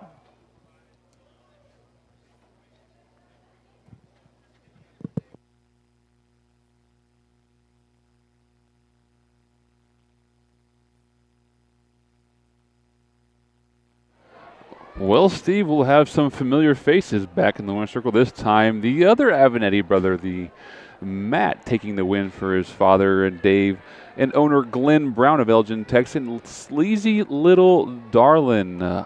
Nice mile 2-2 over here. A testament to the racetrack surface. We talked about it earlier, but they're definitely putting in some quick miles today, quick fractions, quick quarters. So we know the surface is hot. We know that these animals are tight and ready to go. So exciting racing all weekend.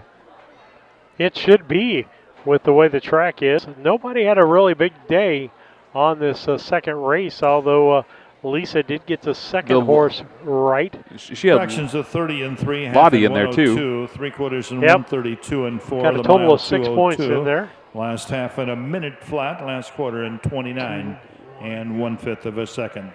Sleazy Little Darlin', that's a lifetime best for this 3-year-old daughter of Captain Trevor from the Sleazy Princess. Sagebrush mare, bred by the Lindar Stables and Frontier Farms.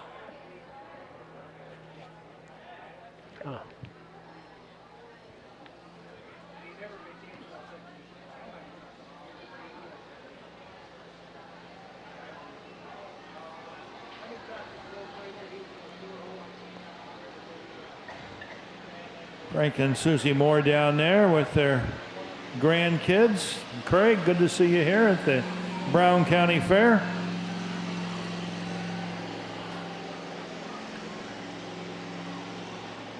McNeff family been supporting the fair for many, many decades. It's good to see Craig Moore and these kids down there, and they're about to join Sleazy Little Darlin', owned by Glenn Brown of Elgin, Texas, trained by David Avenatti, well driven here by Matt Avenatti to a new lifetime record of 2:02 flat. Lane Avenatti down there at the head of this filly as she gets close to being presented the McNeff Memorial. Our fair royally, Hallie Sefton, Marley Cassing, Lindy Cruxton, and little Mr. Luke Shear all down there again for this trophy presentation. Avenatti's having a good afternoon here at the Brown County Fair. Hand folks for the Sleazy Darlin' with Matt Avenatti.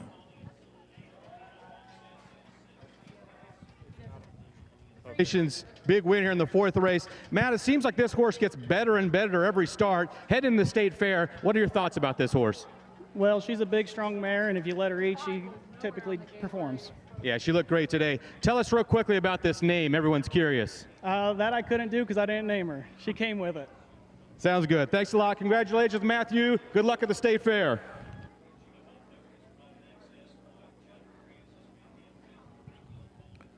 Inquiry into that last race does not affect the winner, Sleazy Little Darlin', so no problem with the winner, but there is another inquiry. Complete results in a couple of minutes.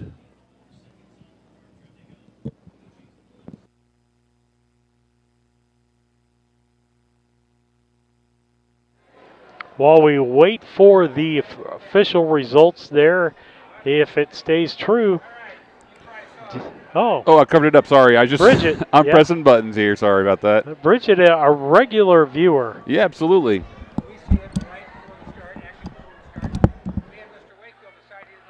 As there's an inquiry, and David's going to help the official out with that. Yes. So we'll see what happens with the inquiry before it becomes official. But that's taken up a little bit of time today. Beautiful day here at the Brown County Raceways or Racetrack for harness racing today. We're glad that you could be on board with us. A little bit different setup for us there at home. Lisa up in the crow's nest and us down below. I think we've got our sound problems the best we can get them taken care of here. So looking for that as a youngster getting a ride in the water tank, probably with Grandpa there. And so with that, we're waiting for the official results to happen here. All right, we have the winner. All right, David, we'll bring this back up. Turned on, down a little bit. And there's the Avenettis are hot today, buddy. Yeah, I was going to make a point of saying something. I want to congratulate the other brother, Lane, out there, doing a really heads-up job of being a horseman. I know John's getting some interviews from both Wyatt and Matt after they win, and Lane's being a heads-up about grabbing the horse, making sure that the horse is being led while his brother's trying to do an interview and hold the line. So kudos to Lane on that one. There he's on the screen right there, but anyway. Yep. And so as they keep getting the track ready, even though we've had a couple of inquiries, we've been able to keep things moving fairly well here today. As we're about at that 15-minute mark. Yeah, Dale Moldenauer's in the chat talking about the perfect way for Avenettis to spend their honeymoon. Well, we contributed to they've been racing since they got married, but we took them out to eat down in Windsor at Windsor's Pub Thursday night and had a nice little meal with Matt and Kelly, the newlyweds, and it was a real pleasure to spend some time. They got married on Saturday and raced Sunday. And raced Sunday. That's a racing family. I think I knew what Kelly knew what she was getting into when she signed up for that. But yeah, they definitely love it. They're here down in Brown County, and we appreciate them making the trek. Absolutely. And like I say, as we look around the fairgrounds today, good crowd here in Brown County for the races. I won't say we're back up to parimutuel betting times, David, but I can remember in parimutuel times this stand was packed. Yeah, we do have a good crowd here, as you mentioned, and locals and people who know horse racing. We have a program here in Mount Sterling that's been going on for a long time. Ed does a great job making sure that things run smoothly and the fans get entertained, and that's really the key. Whether it be good races or funny emceeing or just big prizes like their $1,000 giveaway for the Pick a Winner contest at the end of the races. So they do a great job here. Appreciate the kind words, Jacob. Thank you very much. But yeah, it's always nice to be home and have a nice, beautiful day and good racing. Absolutely. As we get ready for race 5 here. I'm trying to catch up on my paperwork. Yeah. We're kind of waiting for the final results. They're to come doing through. Some interviews, yeah.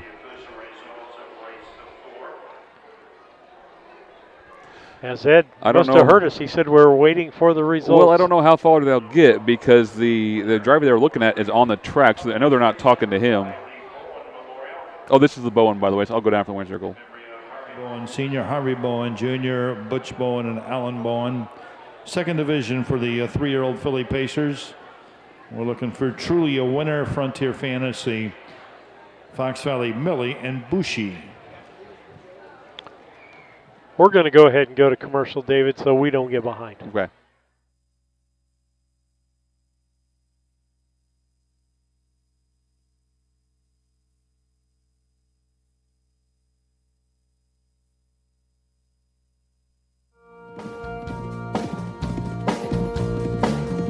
'24 Illinois County Fair Training Champion. Kev Miller's horses are built to win, and it all starts here.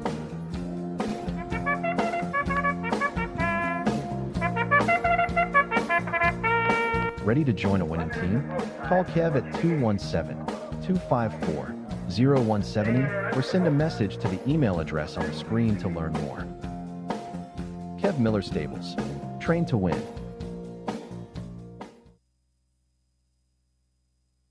Do you like to watch horse racing? Yeah. Do you not want to pay money for a stupid horse racing channel? Yeah.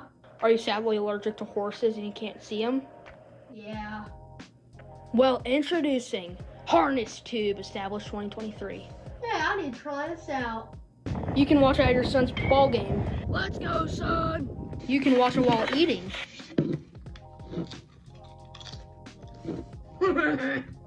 Last but not least, you can watch it while you're sleeping. Yay, my horse won. Now everybody, make sure you like and subscribe to Harness Tube and keep the notifications on for more Harness Tube streams or future videos or future posts. Anything that I care for. Anything at all. Even if it's just like a 1-second video of a horse doing a backflip. I don't know. But you get the point. So, I hope this video is very informational.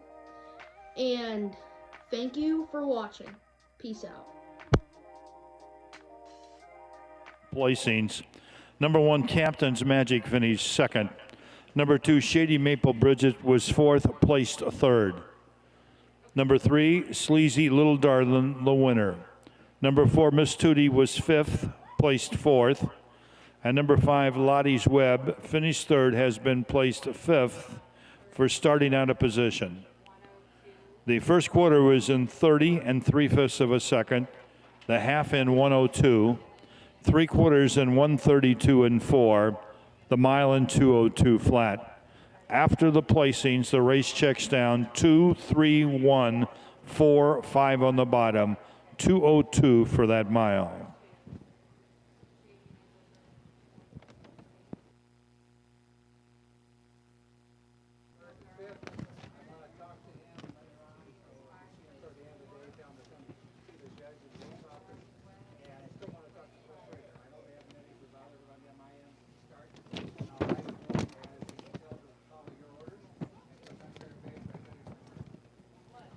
David, I'm looking to see, got us one or two more points. Also got Lisa more points. Okay. I'm looking for Ralph. Fillies are out for race number 5. Fillies are out. Fall in behind Wyatt and let's parade them.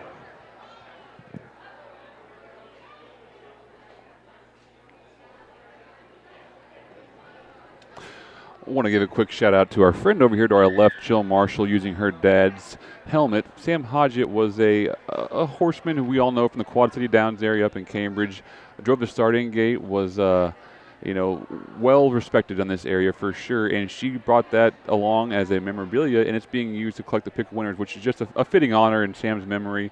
He's one of the good ones. We missed him too soon, gone too soon, but it's a pretty cool gesture on her part, and she brought us cookies, so she gets extra points because of that too, right? Yes, absolutely. Anytime you bring food up to David and I, and you get David to eat it, that's when my blood sugar's dropping. Yeah, we'll throw it back to Ed. 5, the Bowen Memorial. Number 1, truly a winner, owned by Kevin Miller, Bart Seals, and Wayne Moldenhauer. Kevin Miller's the trainer with Wyatt Avanetti. 2 is Frontier Fantasy, owned by Linda Allhands of Monticello. Jamaica Patton trains with Mike Cox driving.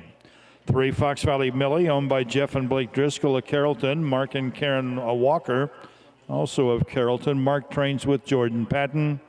Number 5 is Bushy, owned by the Windy City Farms of Marengo. Nick Prather trains. Connor Prather will do the driving. Race 5, the Bowen Memorial. Harvey Bowen Sr., Harvey Bowen Jr., Butch Bowen, Alan Bowen, all trained right here at the Brown County Fairgrounds for many, many years.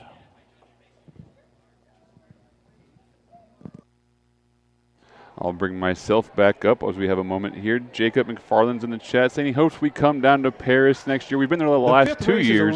Have a great time. Always very nice. Mary Lou and Mary Liz are so great to us. We'll probably be back next year for sure. I'll throw it to, I hear John. Oh, there's some teethy kids on the screen. Winners in each of his last 2 races in 206 and 206-1. I think Frontier Fantasy is going to win this one. But also look out for the 1-horse Truly a Winner. Second its last race in Altamont in 206-4. And then kind of a wild card, look for Bougie. I just asked my boys what Bougie means, and it means fancy or expensive. That horse was 6th in its last race, but you got to like that name. I'm going with 2-1 and then Bougie.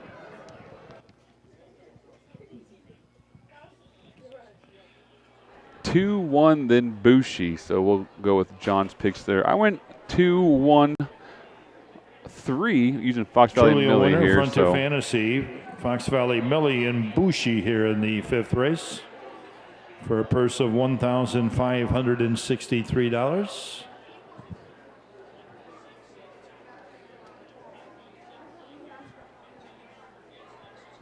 looks like horses are beginning to gather towards the gate. We'll throw it back to Ed and give you a full screen.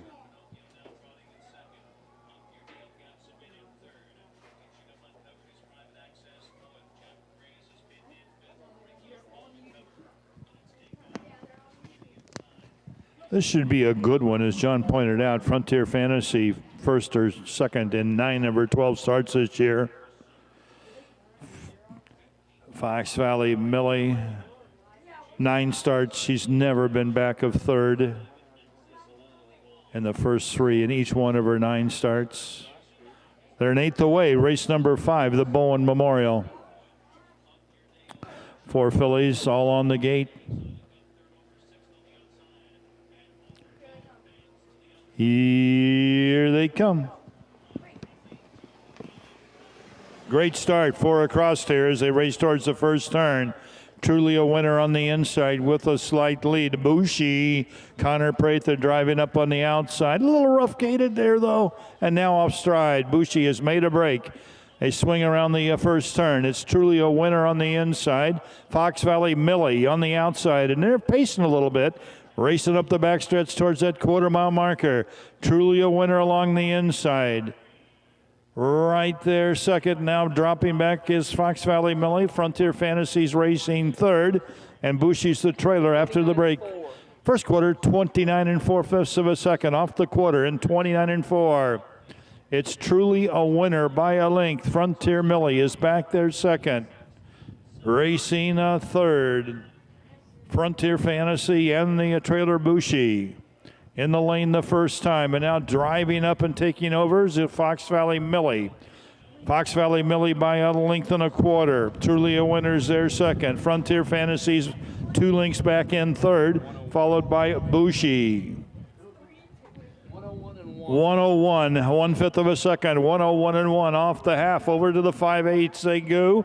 Fox Valley Millie by a length and a quarter. Truly a winner right there second. Frontier Fantasies third. Bushi is caught up fourth. Only 5 lengths separates the field of 4 as we race towards the 3/4 mile marker. Some Star, Somewhere filly, a Fox Valley Millie leads by a length and a half. Here comes Frontier Fantasy. 3/4 and 134. Also getting out is Truly a winner. They're 3 across the racetrack. It's Fox Valley Millie on the inside. Truly a winner between them. And Frontier Fantasy driving out there 3 wide. Still 3 across with a 16th of a mile to go. Fox Valley Millie tough on the inside. Between horses, Truly a winner on the outside. Frontier Fantasy, and she's going to get it. Frontier Fantasy for Mike Cox.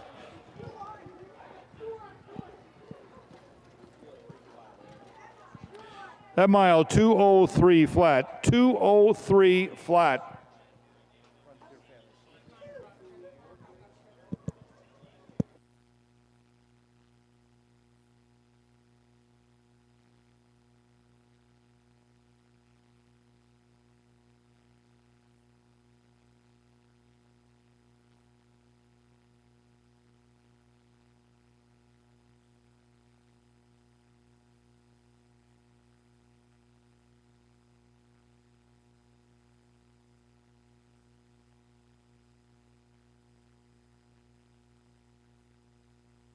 Well, folks, that was a great race there on the finish.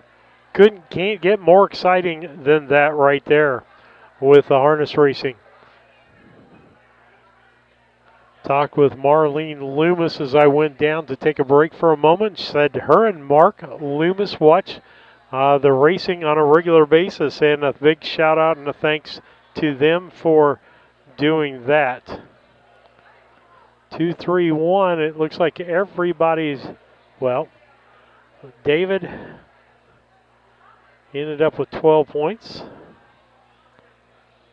I was the same as him, so I ended up with 12 points.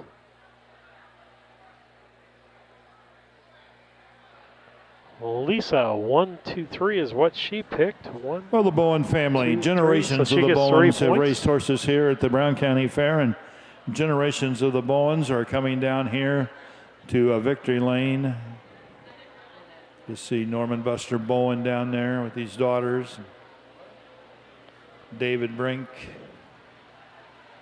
Doug Bowen, Larry Bowen, Susan, Jackie, they're all coming trackside here.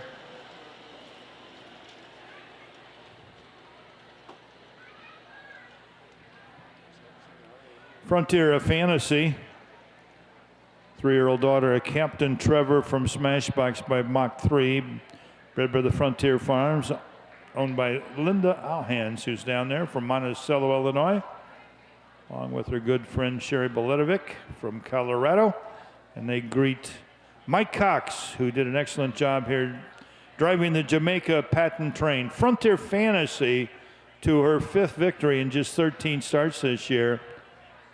And she wins the Bowen Memorial. Larry Bowen making that trophy presentation. Frontier Fantasy, Linda Allhands and Mike Cox.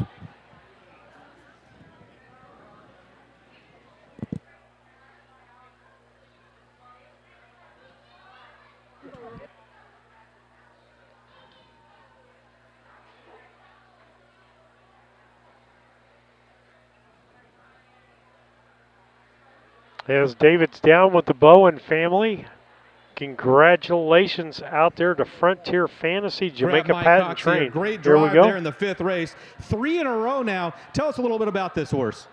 Yeah, she's an awful nice filly. She does her job. She tries real hard. You know, a tough 4-horse field like that, 3, 4 really good horses. How do you decide, it's now or never time, got to kick this horse out to give it a chance? I let her tell me. Tell us about that. She always tells me when she's ready to go. And how do you feel that? Right here. Right in these lines. Sounds good. That's coming from a longtime driver and trainer right there. Congratulations, Mike.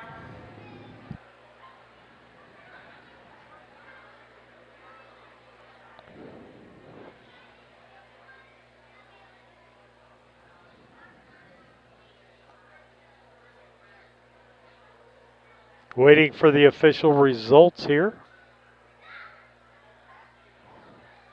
Results of race number 5 now official. All right. Number 1, Truly a Winner, finished 3rd. Number 2, Frontier Fantasy, the winner. Number 3, Fox Valley Millie was 2nd. Number 4, Bushi finished 4th.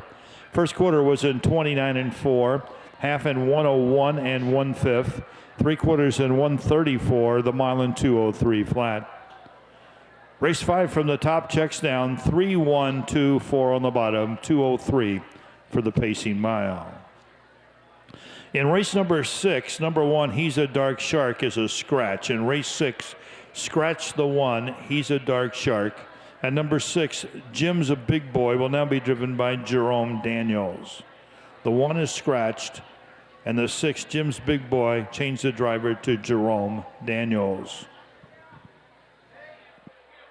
All right, as we wait for the track announcer, David's taking a break there as they're doing the picking winners out here. We'll take a stop and put some of our sponsors up. We don't have a commercial to run right at this moment, so we'll let Illinois Standardbred Association, that is the new association, folks. If it used to be, I believe, 6 different associations in Illinois, now we're down to 1 administration, 1 solid body of people for that. Flacco Farms, I want to thank them for all they do in racing and helping us put it on the air. And then the Simmons Stable will be coming up here next as Tom and Benita Simmons, big helpers as far as helping us be on the air. And then a Boggs Audio, he does a lot of sound early in our fair entry times here. He does some of that, and we thank him for doing that. And so we'll pull Ed back up. Harness racing again at 2 o'clock, featuring the Downstate Classic. feature race series for the Illinois County Fairs. A lot of money at stake tomorrow afternoon in that Downstate Classic. It's talking about Downstate Classic, about $75,000 in most of that, about 70,000 to 72,000. Downstate Classic for 2-year-olds, featuring the top bred Illinois bred 2-year-olds that'll be prepping their final prep for the Illinois State Fair Colt Stakes, which start next Thursday at the Illinois State Fair in Springfield.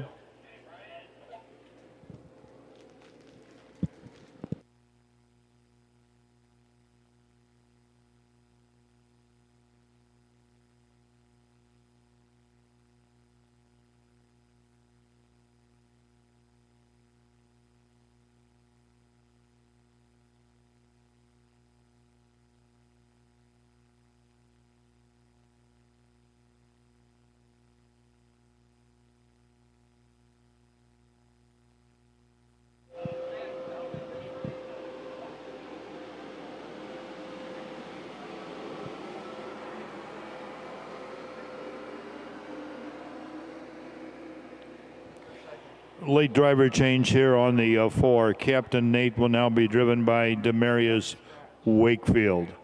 Race 6, number 4, Captain Nate, make the driver Demarius Wakefield.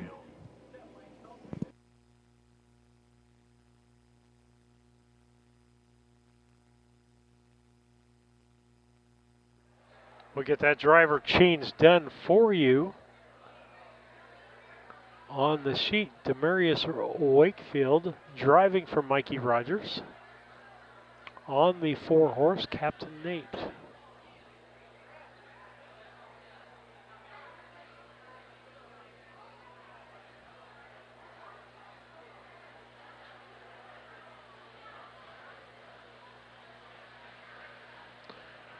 And so let's do some handicapping here in this next race. Let's see.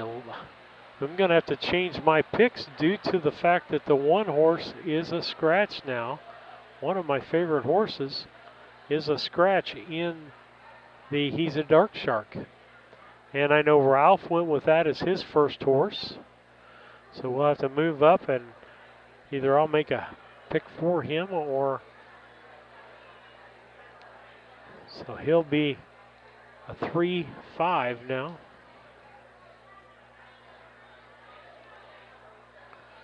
As we get ready to go here.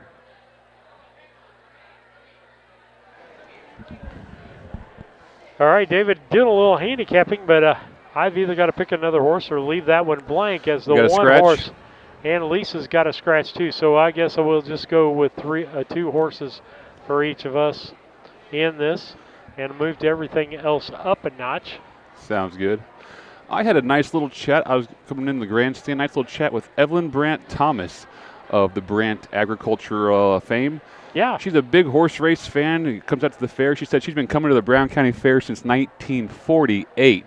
So that tells you what kind of Get your picks in. The question is, does she watch harness too? She knew exactly what we were talking about. So we're broadcasting horse races. She's like, oh, yeah, thank you, yeah. So she knew all about it. She's sharp as ever, 102 years old. In his wow. last 4 starts, 202, there was a story on her. 202-1, 202, 206 and 1.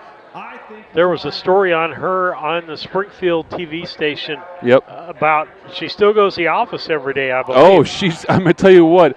She asked me, who are you against? She wanted to know, she wanted to put what face I was with and who was. I mean, she's sharp as ever at 102. She's well involved in the business, very philanthropic, gives away a lot of money in this area, for good causes and community buildings and stuff like that. So, but she she's usually brings the race car here because they sponsor Allgaier.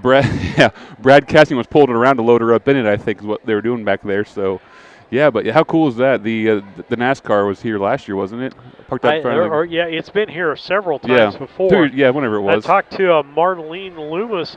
Her and Mark watch Harness Tube all the time. Enjoy our broadcast. Do you know what? And they've been following since the first years. They stopped me here at Brown County and said how much they appreciate it. And it's fun to see these local connections, grow their interest in the sport and follow along, get some more details, and you get more familiar with the names and faces, and that's how you make fans, right? It is. It's the way you make fans.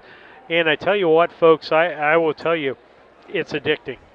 And guess what? It's not going to cost you $40 to $80 for a seat to go watch a harness race.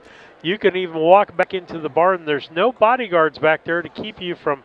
If you want to talk to the horses, you can do that. They're if you're also the new approachable. little type. They might be tough to catch if they're running around busy, but if you catch them standing around, they love talking about their animals and the sport and answering questions you may have. So absolutely. What other sport can you get, someone who's 72 years old competing against somebody who's 20 years old, and men and women and, small town blue collar guys and guys who've, millions of dollars in this, invested in their stable. It's kind of an equalizing game, and it's pretty cool to be a part of something that everyone can kind of play together in.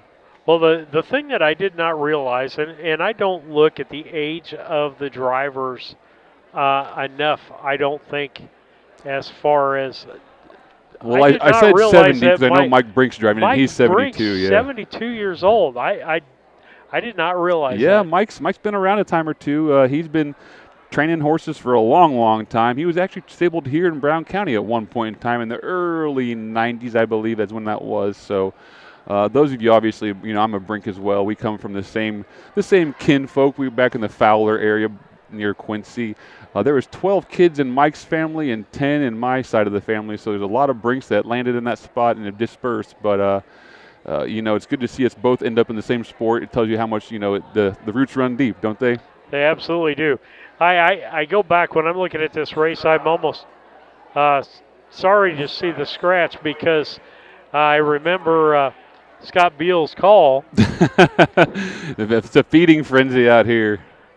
With the two sharks in the same race. That'll be doing the. This is the Francis Greer Memorial. We lost Francis. I'll probably go out for that too, by the way. A few years ago at the ripe age of 99 years old. He was a fixture out here at the Brown County Fairgrounds for many, many years. This is the Francis Snaz Greer Memorial. Number 1 has been scratched. Number 2 is Western Trevor, owned by Ed Thomas of Pulaski, Mississippi. Roshan Trigg trains with Jaquavian Carter. 3, I'll Decide, owned by the Windy City Farms of Marengo. Nick Prather trains. Cole Prather will be driving. 4 will be Campton Nate, owned by Jada Long of Clinton, Wisconsin. Mike Rogers trains. Demarius Wakefield now driving. Number 5 is Jimmy D. Shark, owned by David Williams of Byron, Mississippi. Jamaica Patton, the trainer with Mike Cox. Number 6, Jim's Big Boy, owned by D. Phillips of Athens. And Jerica Kelly of Canton, Mississippi. Jamaica Patton, the trainer with Jerome Daniels. 5 Illinois bred, 3-year-old Colton Gelding Pacers here in race number 6, the Francis Snaz Greer Memorial.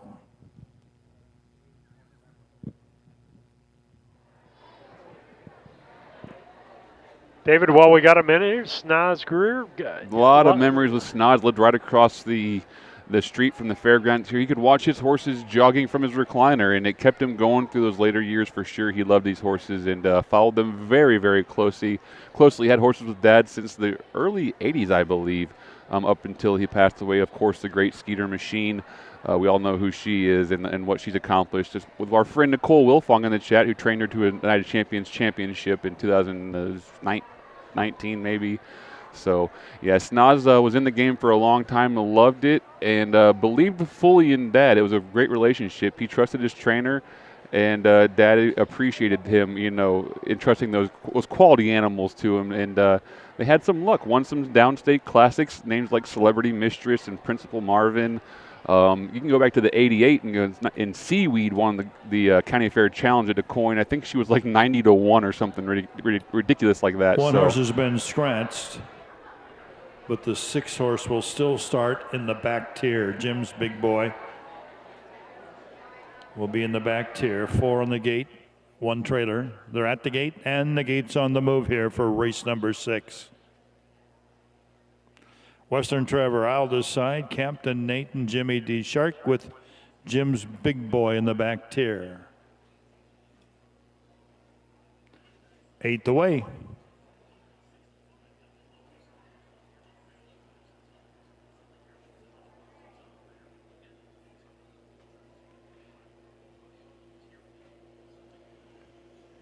Here they come. Good start for the 3-year-olds. They're off and pacing with Western Trevor getting the lead here. I'll decide will drop over there second. Captain Nate is racing along there third. Then we've got Jim's a Big Boy and the trailer Jimmy D. Shark as they round the first turn. Head up the backstretch. Western Trevor by a length and a half. I'll decide is still there second. Captain Nate is racing third. Jim's Big Boy right there fourth. And Jimmy D. Shark. 30 and 4/5 of a second. 30 and 4/5 off the quarter. They race over to the 3/8 mile marker. Western Trevor, 6-time winner this year, leads by a length and a half. I'll decide right there second. They're off the 3/8 in the stretch the first time. Western Trevor, here comes I'll decide. I'll decide and Cole Prather out and driving here as they race past the half-mile marker. Jim's Big Boy moves up a little closer third. Half and 102 flat, 102 past the half. Western Trevor along the inside. I'll decide. Right there second, racing third. Jim's Big Boy getting a nice trip here. Watch out for Jim's Big Boy. They race towards the 3/4 mile marker. Western Trevor on the inside. They're pacing some now. They're flying into that final turn. I'll decide on the outside, a neck. 3/4 and 131 flat. They're in the final turn. They look strong. Could have a 2-minute mile here. Western Trevor along the inside. Jim's a Big Boy making some bad steps there. He drops back a little bit. I'll decide on the outside. Western Trevor on the inside. Late move by Jimmy D. Shark. Western Trevor's still there. Off stride goes Jim Big Boy. And Western Trevor's going to win it by about 4.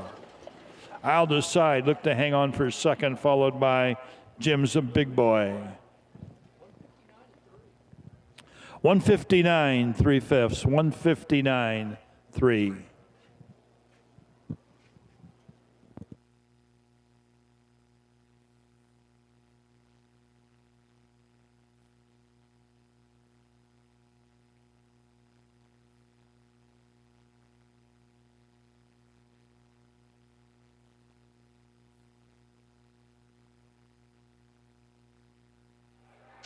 Exciting race on the end there as they came down the stretch. A tight field.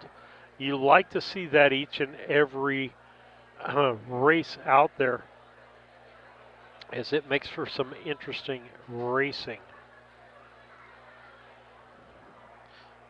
So it went 2-3, 2-3-6.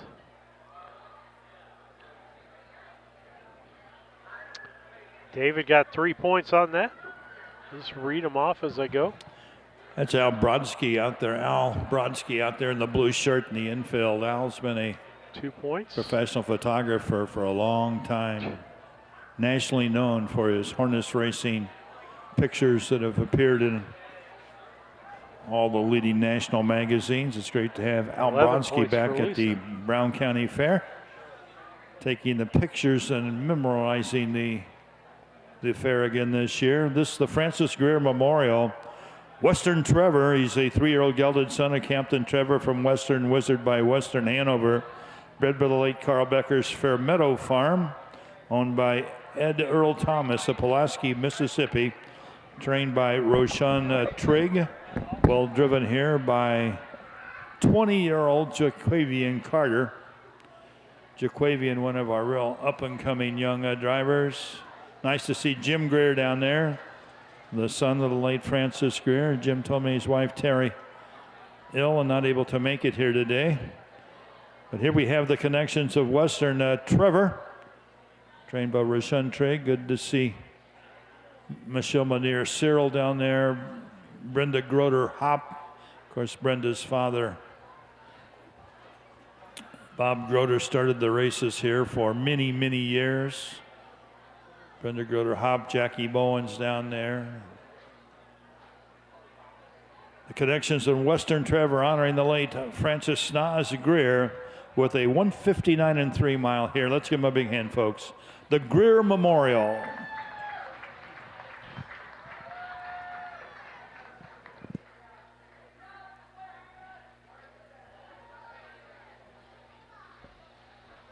Congratulations, big win here. You've been second on this horse for the last 4 starts. What felt different today? I had a better inside post, and he was kind of grabby today, so I just let him go to the lead. Was great stuff, great race. Well, this horse, can we see this horse at the State Fair this year? Oh, most definitely. You will see him a lot for the rest of the year. And what are your expectations, you think, at the fair? The same thing he did today, win. Sounds good. Congratulations. Great job. 20-year-old Jaquavian Carter on Western Trevor.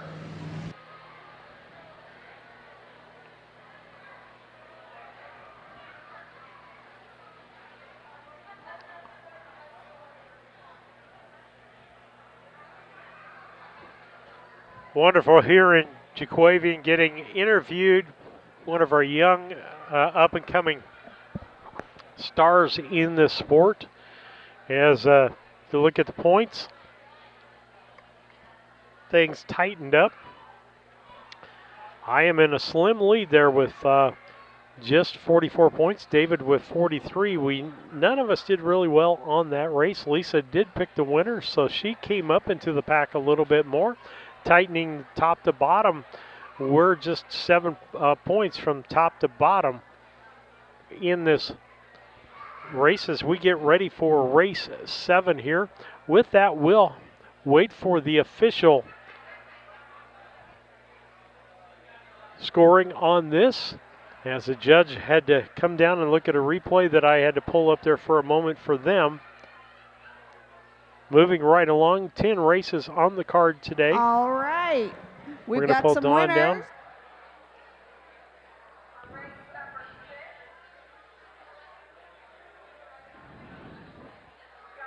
So they get ready to do something.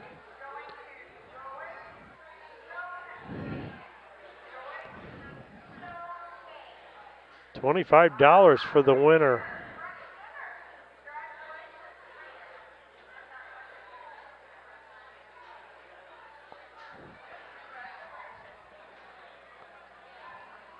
And they're giving away some other money down there.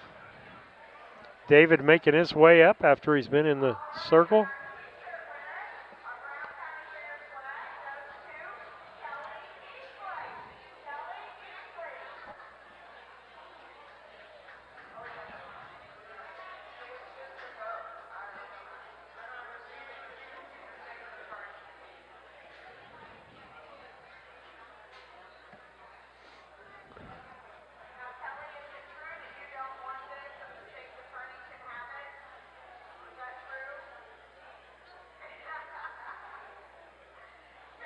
As we get ready for this race, still got some more moving up going on. There shouldn't be much of that left going on here as David Brink makes his way back.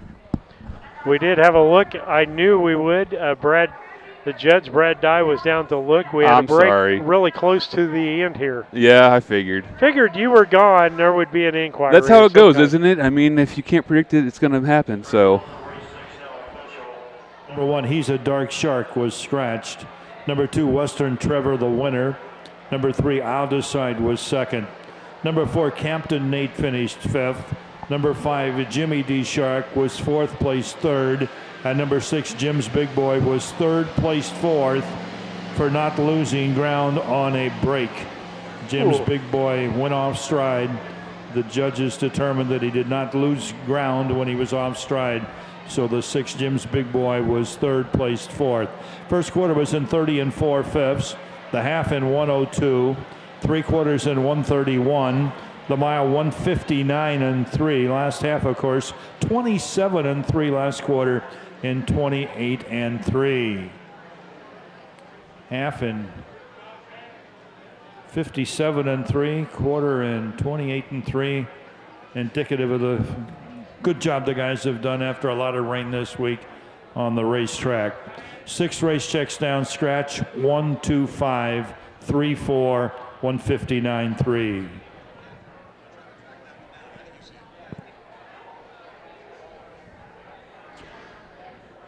It's hard for me to get back up here to the broadcast booth after those races. I'm always running into somebody to talk to. Had a nice chat down there with the boys' dad, Jaquavian and Quajavian's dad, Fatman, and Jay's dad was down there, introduced himself to me, saying he follows us along, loves all we're doing, and appreciates what we do. He had a big smile on his face, obviously a very proud papa, as he well should be. I said something to Fatman as he went by. You know, he's a young, talented, up-and-coming driver.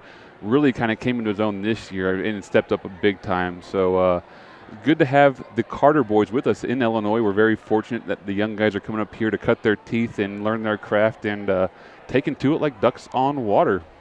All right, with that, David, we're going to take a quick commercial break so we can talk about the next race. Sounds good. Race 7 coming up next, the John and Marianne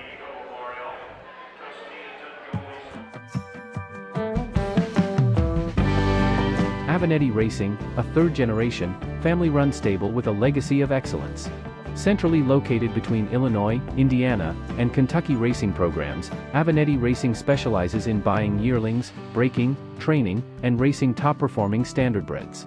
Call 217-840-6469 or email avanettiracing@gmail.com today. Avenatti Racing, from yearling to racetrack, we build contenders.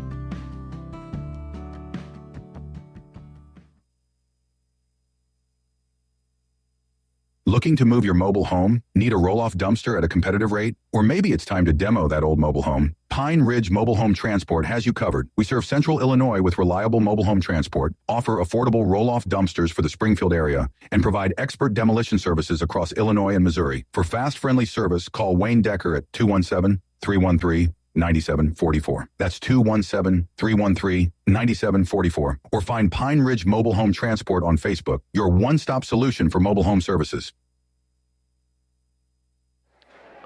David, the Downstate Classic is happening tomorrow here in Mount Sterling. That'll be the last one for the year. Decatur had the other one. And a lot of money at stake for tomorrow. Makes a lot of these barns years. Yeah, and you're talking about the state fair coming up and all these post-race interviews, that this is the kind of time where you have to kind of know what you got. The box for the state fair is about ready to close, here pretty soon. So you got to have an idea of how fast you can go, where you fit with the competition. And so the Downstate Classic is a chance for that class, that age group, to kind of just, pull the plugs, uncork the animal, and see how fast they can go, how much animal you got. You'll see them racing tomorrow. There won't be much people, there won't be many slow fractions. We'll be going and moving and chasing the lead. Absolutely. And love those kind of races. We've actually had a pretty good racing season this year as far as races that have been tight races. Short fields, 2-3 horse fields, they're still finishing the wire shoulder to shoulder, driver to driver. So, just because they're short fields or maybe not the fastest conditions, it's still entertaining, and that's what we're trying to convey here, is that the crowd doesn't necessarily, know the times, the nuance of the times, but they know that's a tight finish. They know it's an exciting mile or a something fun happens. So the memories last, and that's what we're trying to make sure we share. Well, one of the most exciting races we had all year long, and that's because there was that family thing. That's why I like to see the Avenatti brothers out there in a race together. Is the Lohman race, I'll call it, the Lohman Martin race in Altamont. Yeah, and all three horses, Darla Martin Lohman, all three of her trained horses. Yep. She had a horse, and she got the worst horse, and she's did. a regular driver. She had all three horses in the race from her barn on their home track, and she gives a drive away to her nephew, Aaron, and the other driver ended up being her husband, Dave, who ended up beating them both, making his first start in 6 years, I think it was, a winning one. Coming from behind to beat Aaron. I mean, just race. A great race, a lot of fun. Those are the memories that horsemen cherish.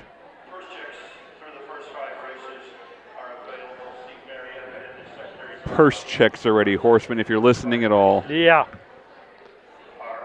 Purse checks are ready. And I tell you what, I'll get that slide up because you sent me a good slide. Oh, I've got another picture here for you, so I'll send it over to you. Hamiltonian's in the books. OK, Swanstead wins with Nordic Catcher Oz and 150 flat.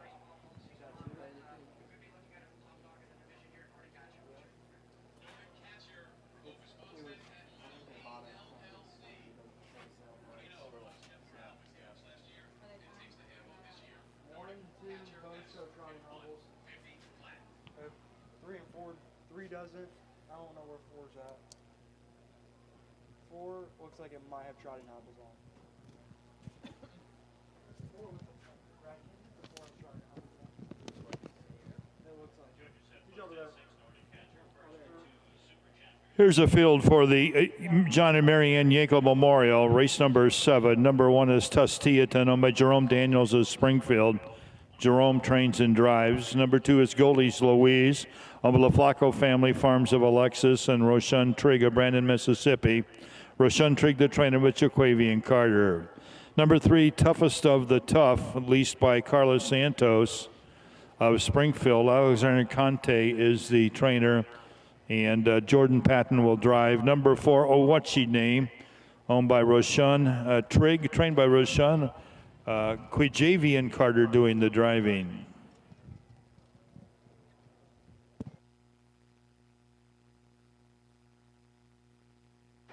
Get your winners in for race number 7. This should be a pretty good 4-horse trot. It might be a battle of who will stay trotting through the mile.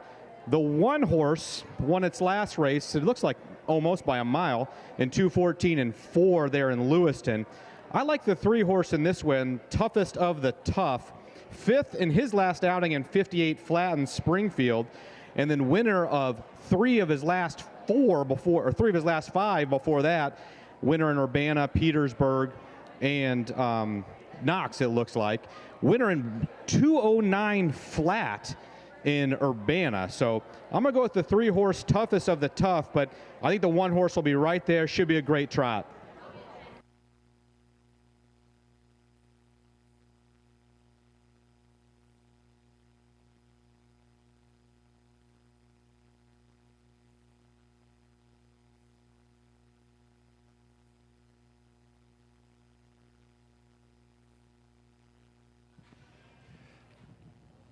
Three-year-old trotting fillies approaching the gate here.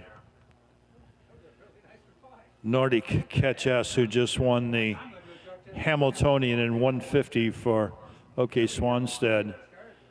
Interesting breeding there. He's by Six Pack, who was a world champion for OK Swanstead. But he's out of a Some Beach Somewhere mare, Some Beach Somewhere, a leading pacing sire. So this year's Hamiltonian winner, a Six Pack, world champion trotter. But his mother is a daughter of a world champion pacer.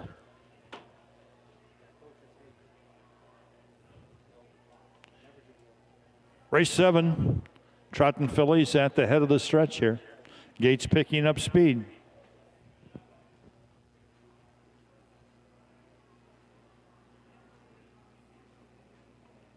Here they come.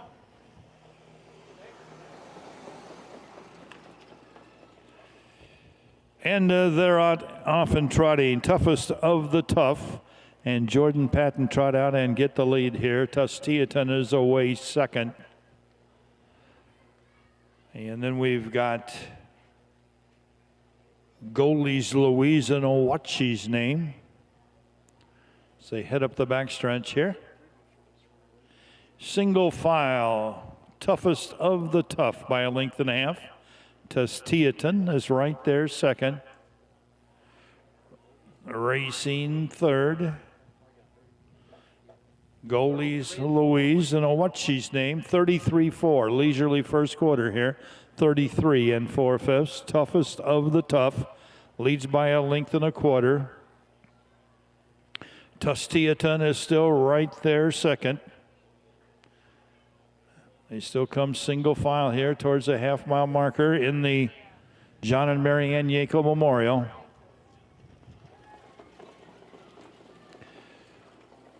Toughest of the Tough has got every call here, still leads by a length and a half.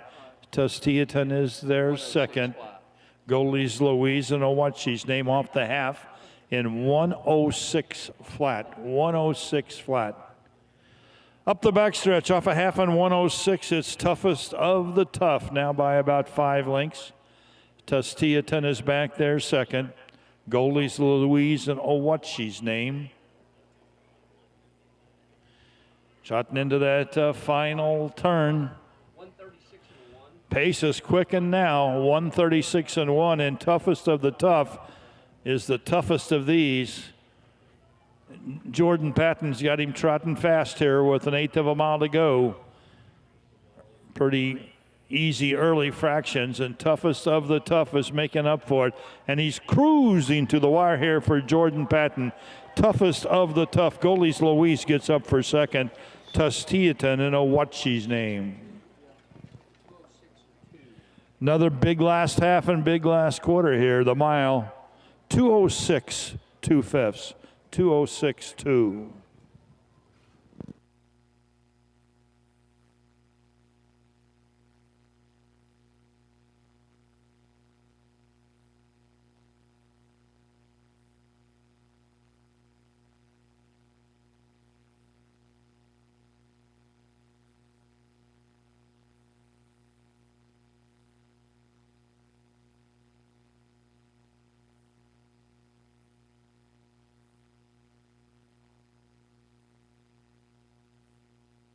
At mile 2:06.2, the last half in a minute and 2/5.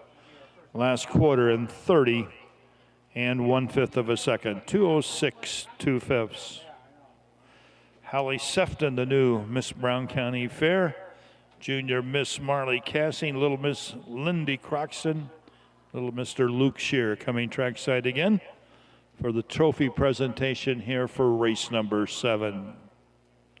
This is the John and Mary Ann Yakel Memorial.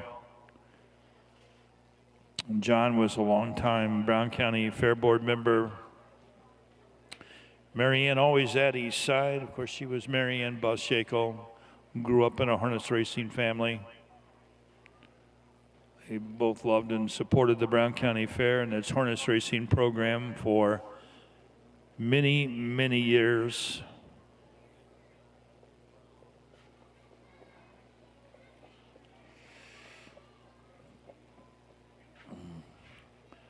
Al Brodsky down there grabbing a picture of our fair royalty and the Yakel family.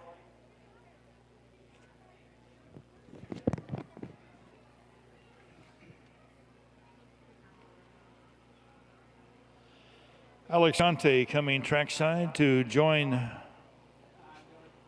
toughest of the tough, who's leased by Carlos Santos. They're both of Springfield, capably driven here by Jordan Patton to a pretty easy victory in 6-2 with the last half in a minute and 2/5 of a second. Last quarter in 30 and 1/5. Carlos Santos, along with Alex Conte, Jordan Patton, toughest of the tough, win the John and Mary Ann Yakel Memorial. Brodsky grabbing a few more pictures along with Sherry Fraley, who's our trackside photographer today. See Sherry if you'd like any of these pictures. Jordan Patton, just said it's his toughest first interview of the down tough. here. Great race, Jordan. A race like that, we've seen a lot of races where the 4 horses, 5 horses have been battling it out. That was one where you went straight to the top, controlled the pace or the trot the whole time. Do you study a program before the race and know that you have the best race? Or tell us a little about the strategy that goes into the beginning of the race. Yeah, we do a little study, the program, but with this filly, we were just trying to give her a good trip today to get her ready for the state fair. And I did notice the only time this horse loses is when you're not driving. Have you noticed that? Yep, we need to tell him to keep me on her. All right, congratulations.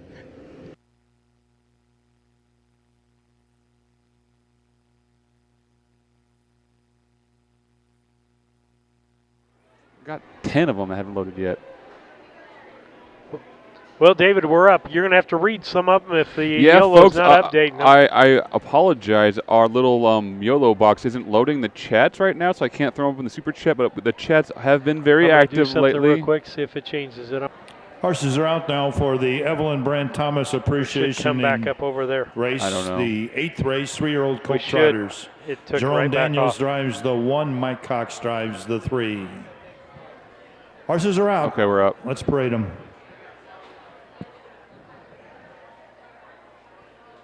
We're up. Yeah, that's your problem. The chat knew we were down before Which- that was, because I was lagging behind probably there because of the replay.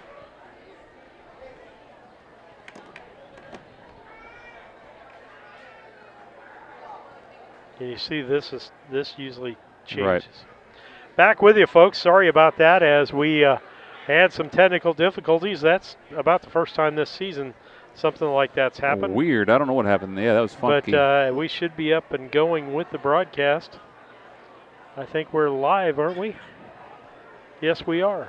Looks like it. And so I got to get my internet back, or the PowerPoint back up for you to look at. It's Demarius Wakefield on the 2. Demarius Wakefield is driving the 2. So it's Jerome Daniels on the 1, Demarius Wakefield on Why the 2, is that and showing Mike the Cox YOLO? on the 3. Hang on, because I got to move it back. Hang on just a second, I'll get there. Oh, come on.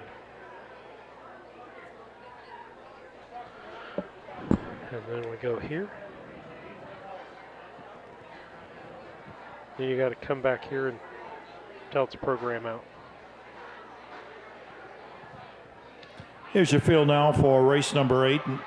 3-year-old Colton Gelding Trotters, the Evelyn Brandt Thomas Appreciation Race. Number 1, EJ Tropical Ranger, owned by Cornelius Cavett. Cornelius is the trainer. Jerome Daniels driving.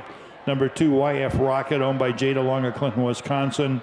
Mike Rogers trains with Demarius Wakefield. Number 3, One Trip Chip, owned by Ron Phillips, Sherry Beletovic, and Lyle Lipe. Jamaica Patton trains, Mike Cox driving. And number 4, Winning T-Bone, owned by Linda Allhands of Monticello. Jamaica Patton trains with Walter Holmes III.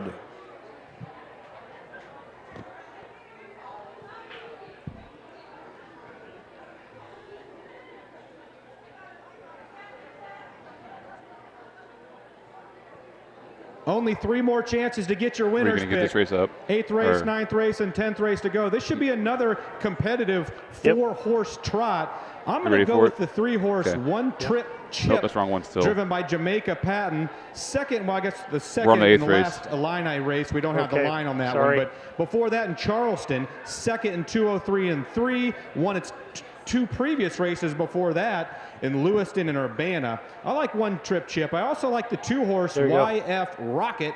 Mikey Rogers is in the bike on that one. 6th in its last race in Springfield. Looked like a pretty tough field, but 2nd, 3rd, and 2nd before that. Let's go with the 3-horse and the 2-horse. Good luck.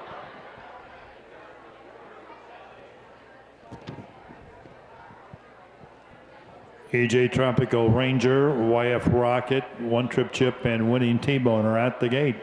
Race number 8.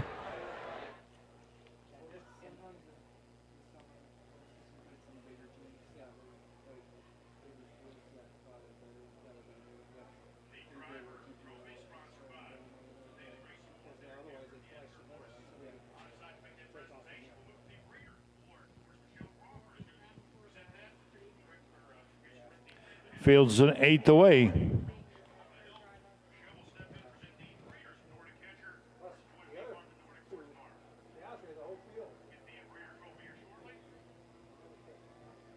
Here they come. And they're off and trotting. YF Rocket, One Trip Chip. Those two trot out here for the early lead. YF Rocket.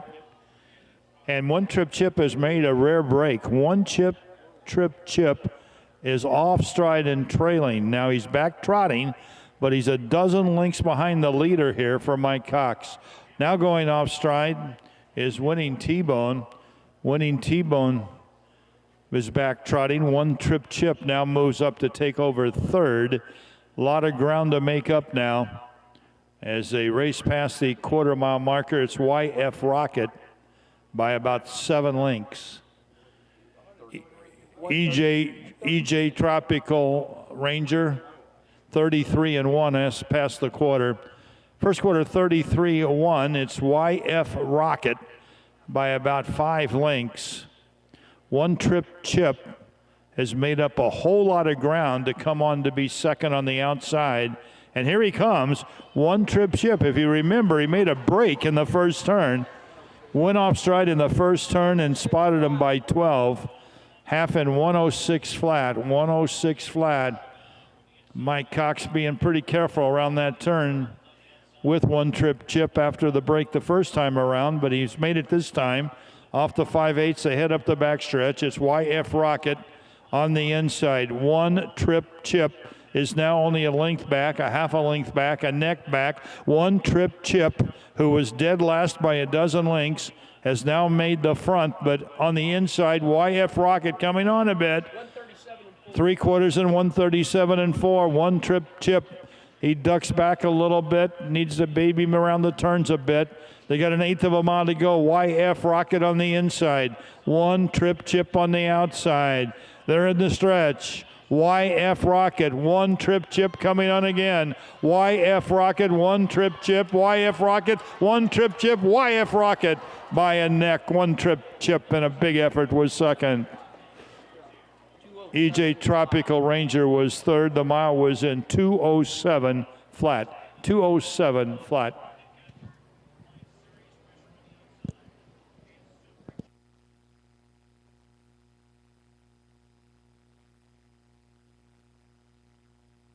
Another tight finish for you. YF Rocket in one trip chip. Oh, one trip chip going the extra distance there after that early miscue, having to re-catch and then catch the field again. So probably ran a little bit out of steam there towards the last few steps, but YF Rocket just too tough today for this Jesse DeLong owned horse. It's trained by Mikey Rogers, and the driver was Demarius Wakefield as opposed to Mikey in the program. So I want to congratulate all the connections of YF Rocket, including winner Jesse was in DeLong. 2:07 last quarter and 29 and 1 last half and 1:01 flat. We got Dell in the chat asking about chicken. I don't know what chicken you're talking about, Dell Moldenauer, but I did see your comment earlier about Brandt was here earlier. Catching a ride in the starting gate at Thomas was Morrison. here We'll look you up earlier when we for get the up there, but contest. I'm about ready for some chicken. I'm getting kind of hungry, I think. Since she rode over here in her NASCAR. Oh, yeah, livers and gizzards for sure. I haven't got it yet. It was closed when I went there earlier, but I'll head there. Don't worry. Last week, a couple weeks ago, I guess. A big fan of the fair. She's been a very generous donator to the Brown County Fair over many, many years, and this race in appreciation of all the courtesies and donations that Evelyn Brand Thomas has made, not only to the Brown County Fair, but to worthwhile causes throughout the state of Illinois and elsewhere. Here's your winner of the 8th race, YF Rocket, owned by Jay DeLong of Clinton, Wisconsin, trained by Mike Rogers, driven here by Demarius Wakefield to a lifetime best of 2:07 flat with a last half in 1:01, a last quarter in 29 and 1 for Demarius Wakefield. Our fair royalty down there, Hallie Sufton, Marley Cassing, Lindy Croxton, and Mr. Luke Shearer.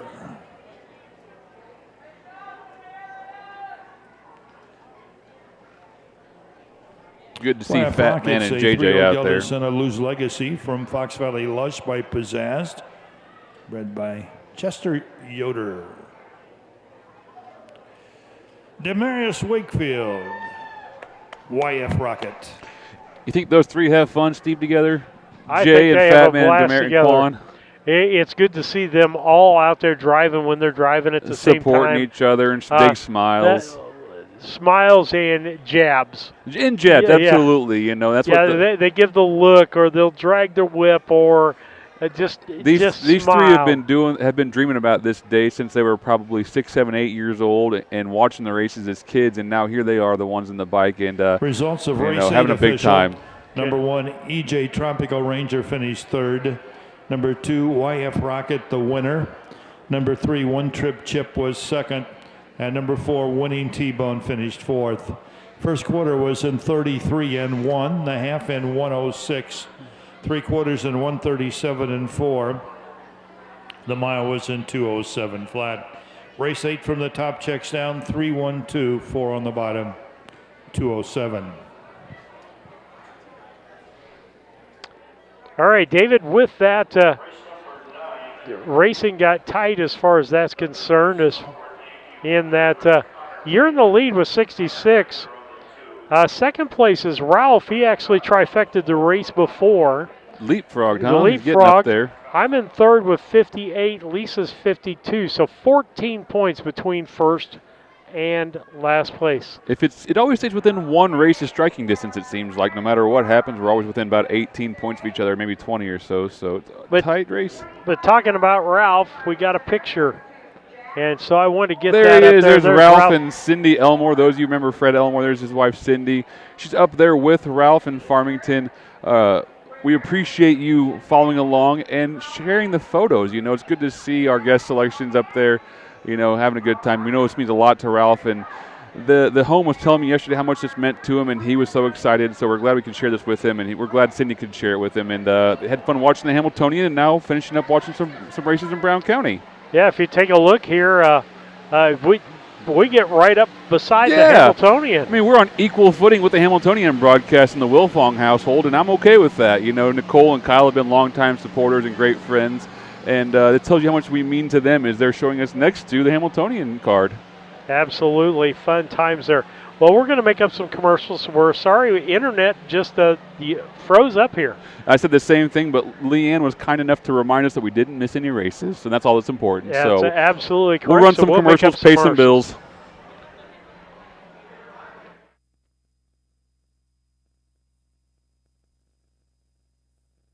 Make plans now to attend the 27th Annual Illini Classic Yearling Sale, which takes place on Labor Day at the Illinois State Fairgrounds in Springfield.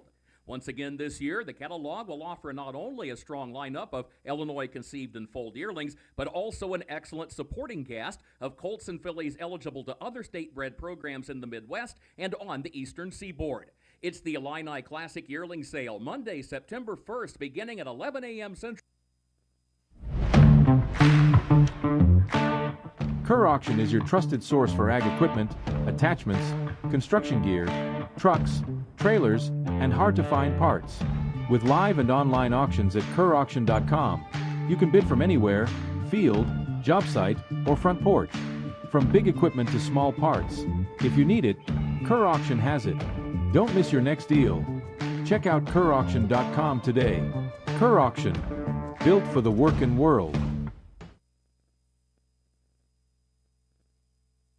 Yoder Custom Woodworking was started in 1995 by the Yoder family as a retail Amish furniture store in Sullivan, Illinois. They offer custom kitchen cabinets, granite and quartz countertops, built-in office and bathroom cabinetry, and offer a wide range of Amish furniture. Their store is located at 1117 West Jackson Street in Sullivan, Illinois, with store hours Tuesday through Friday 9 to 4:30 and Saturday 9 to 3. For more information, contact Yoder Custom Woodworking at 217-728-2166.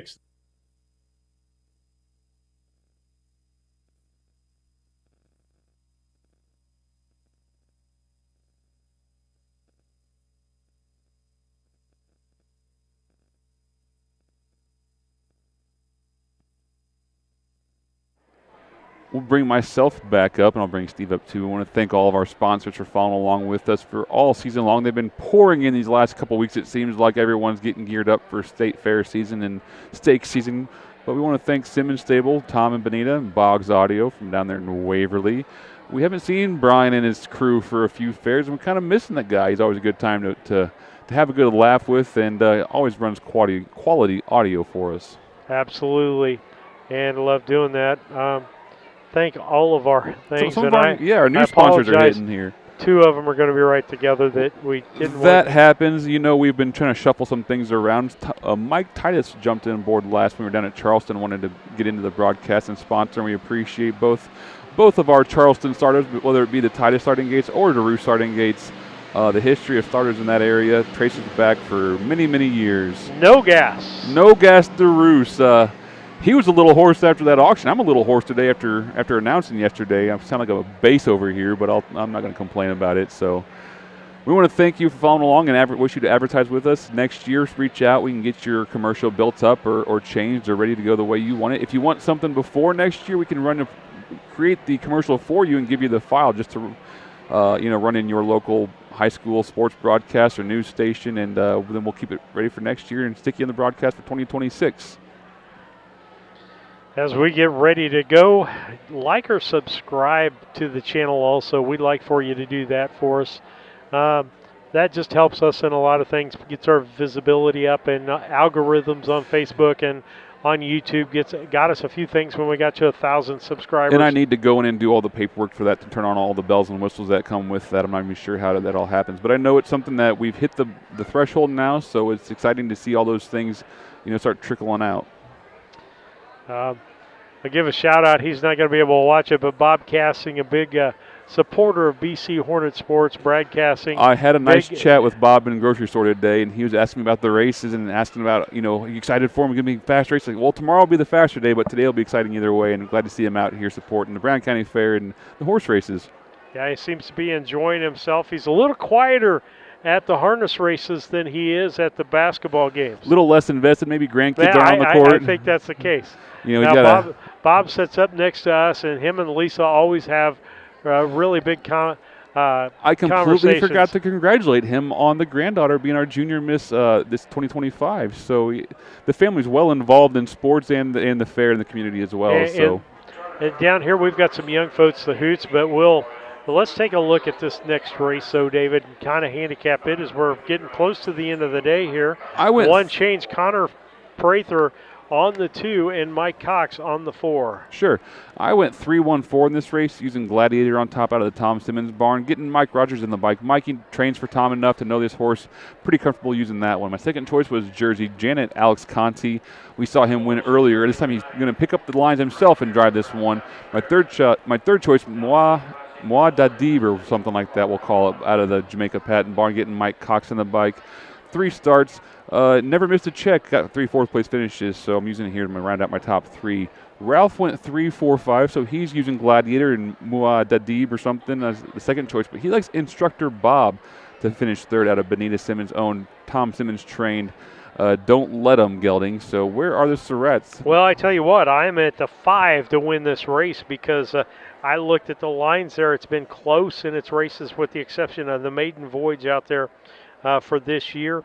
Wyatt Avanetti on the horse, a 2nd and a 4th, just 5 lengths back on the 4th, and Wyatt is the hot hand again today. So I'm picking him in that first spot. The second spot, I'm going to Gladiator, the Mike Rogers horse, another Tom Simmons horse that I'm picking there. And 4th, I'm going with the Jamaica Patent horse with Mike Cox behind that. Lisa went with the 4-5-1, so she went with Jamaica's horse.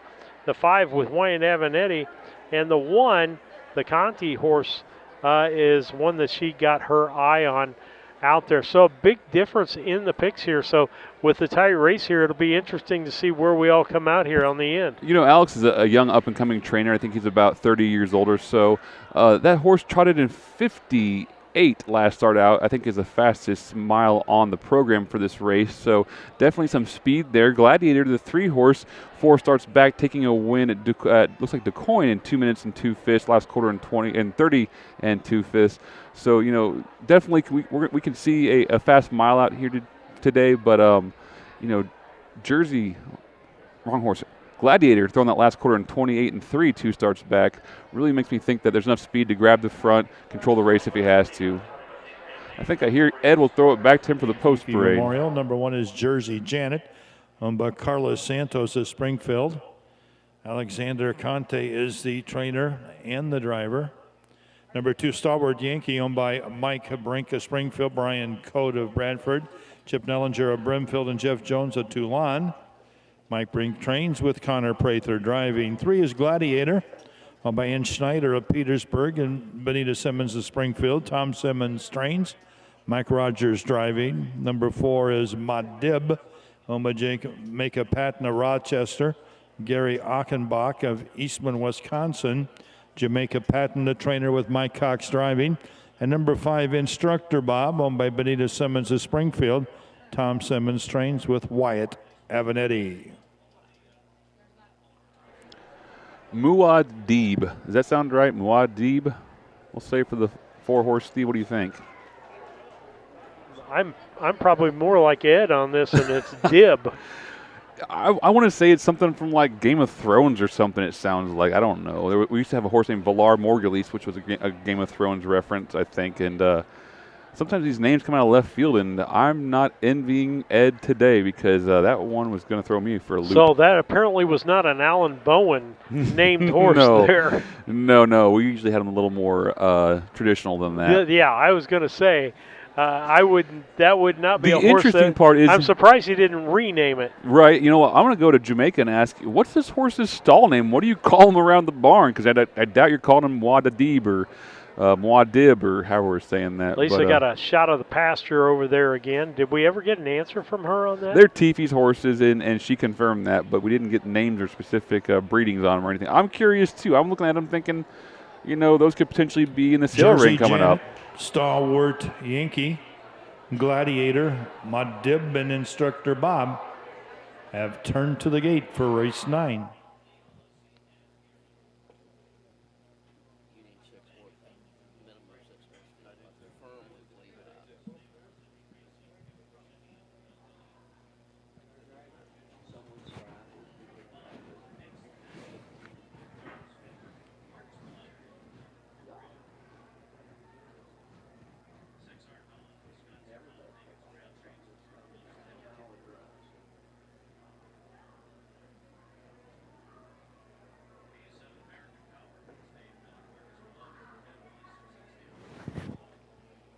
Ninth race trotters and 8th away.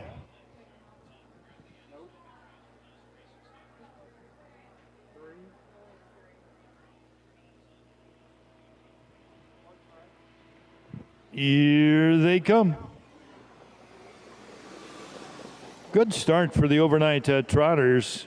Jersey Janet's away on the inside. Out there second as they race into the first turn is a Gladiator. Racing fourth is Mwadib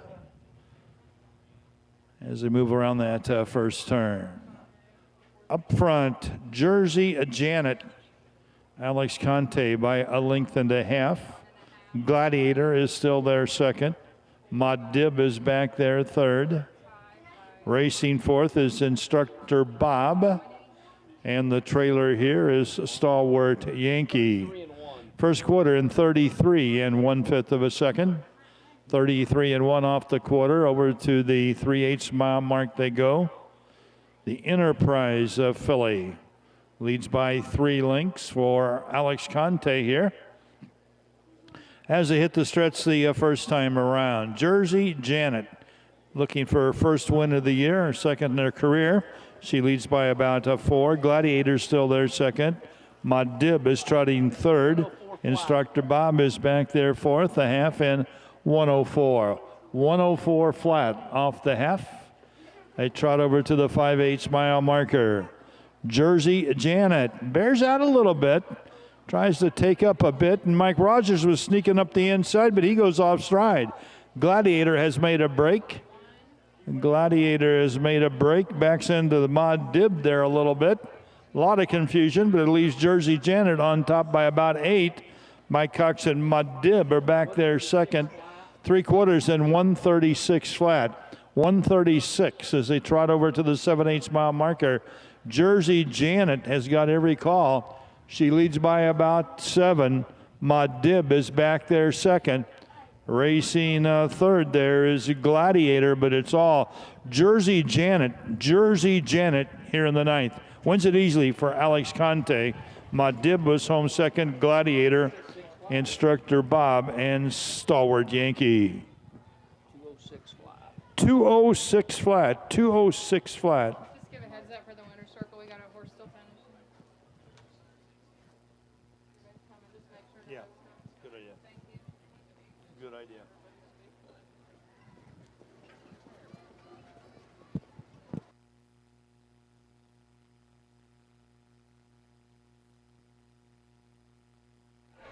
Alex Conti winning today's 9th race aboard Jersey Janet. The Guatemalan native has been up here for a few years working. He's quite a talented young trainer, worked for Dossie Minor for years, taking over his own stable after Dossie's untimely passing. And I tell you what, he's done a great job. He's got a couple of owners and can really can really train one and obviously drive one as well, as he has some luck out here on the fair circuit when he hops on the bike. Congratulations to the young man and owner Carlos Santos of Springfield. So we'll throw it back to Ed because I'm sure we're going to have a winner circle presentation in just a moment.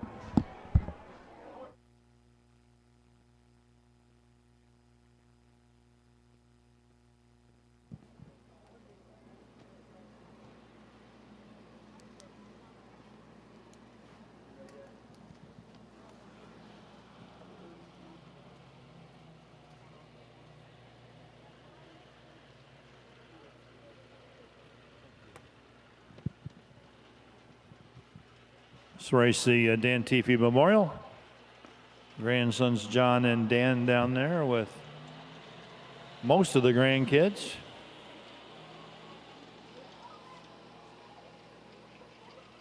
Adelaide and Miriam, Elijah, Sterling, Owen.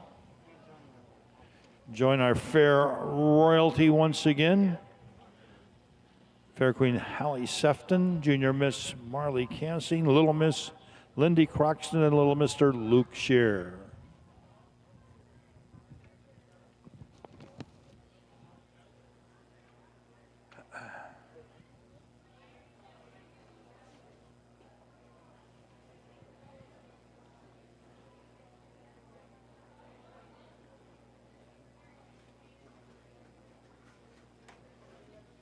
Jersey Janet, 3-year-old daughter of Enterprise from Change Your Mind by Donato Hanover. Bred in Ohio by Andy Miller, owned by Carlos Santos of Springfield. Well trained and driven here by Alex Conte. Mile was in 2:06 with the last quarter in 30 seconds flat. A winner last year over in Columbus, Ohio at Scioto Downs in 2 minutes and 4/5. This is the first win of the year for the Enterprise filly, Jersey Janet, and she wins the Dan Teefy Memorial.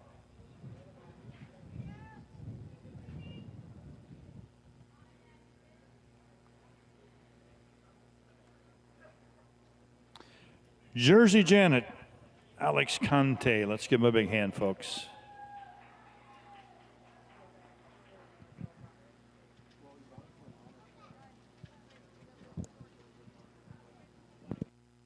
Well, David, as we wait for that race to be official, we're 9/10 of the way through. It happened quick, didn't it? We blinked and the races are almost over. So we thank you for sticking with us today through 9 races so far. Even when a little hiccups in the technology department happened, we appreciate you sticking around and following through with the races here.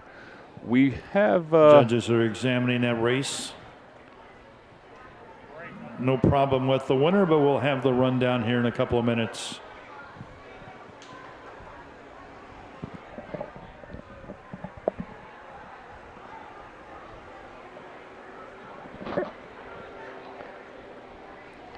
As we wait for them to make their decision, right, David? Yep, they're just the judges are discussing, so I'll let them deliberate before we make it official in today's 9th race. Points look like this, David. Yeah, where are we at? I haven't seen those in a while. I forgot to put them even on this sheet. Okay, we are closing in on the end of our... I'll bring Dawn down. Steve's calculating the points over there for us real quick. I'll put them up on the board here in just a second so you can problem. physically see them. As David Brink is on top with 69 points. Bounced back from yesterday's poor showing. I got 60 points. Lisa has 54 points. And Ralph has 67. So Ralph's keeping it close, huh? He is. He's within 2 of me. Well, I appreciate the competition, Ralph. It's always fun to get these guest selections, somebody who's a challenge, and keeping pushes up there me. with Wikipedia, too. That's quite the... I tell you what, Ralph knows about as much breeding information and race information. I mean, he might trump me. He might fit somewhere around the Kurt Becker, Hollywood Hayden era, because Ralph knows a lot of old breeding, a lot of old miles and records, and very, very knowledgeable. So you're saying he might be Wikipedia 1.2. You understand why I grew up around these guys and listened to them, how I can get the information, right? This is the experts I grew up around, and I know that they know the sport inside and out. I just try to keep my ears open. My problem is I've got so many things going on that I can't keep one thing in my brain. I hear that, absolutely. I just got to stay where I'm at. Everybody says, "Do you remember this play 3 years ago?" And I'm going, unless it was something really weird. No. Was I in it or? Yeah. Yeah. No, but absolutely, we're glad everyone's following along. I'm glad we have a nice close race here. It's always fun whenever things get interesting in the points contest. Okay. Let me check the chat while I have a moment while I'm messing around over here.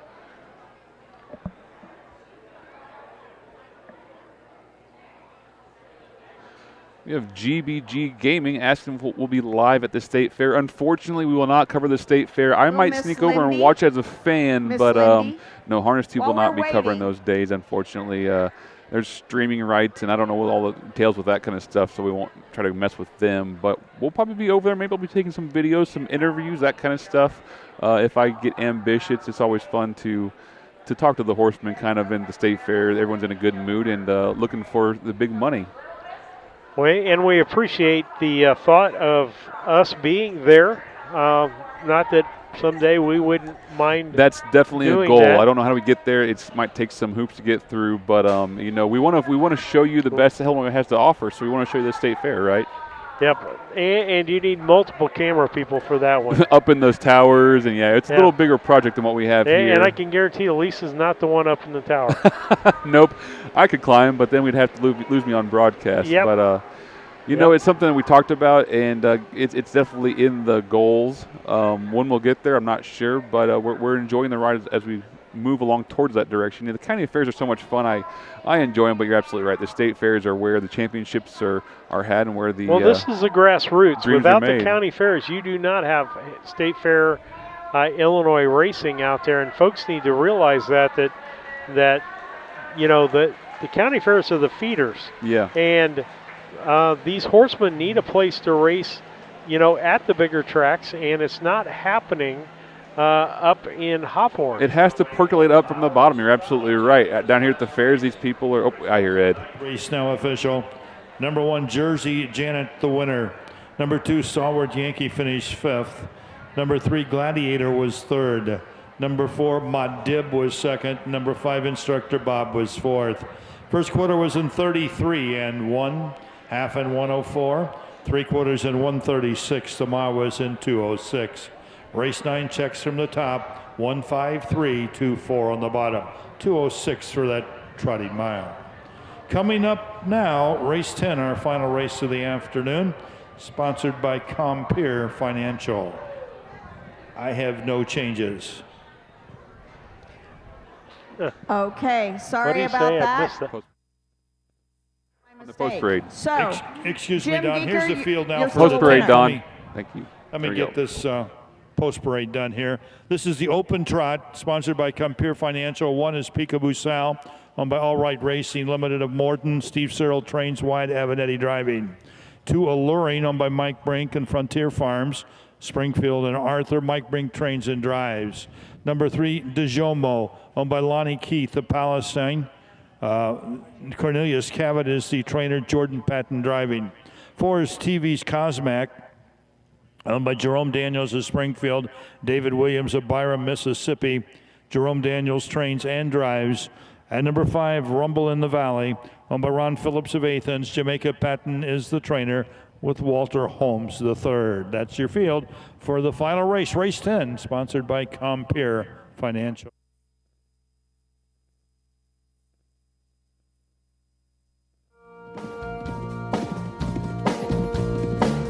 '24 Illinois County Fair Training Champion. Kev Miller's horses are built to win, and it all starts here.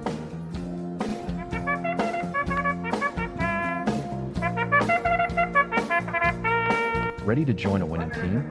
Call Kev at 217-254-0170 or send a message to the email address on the screen to learn more.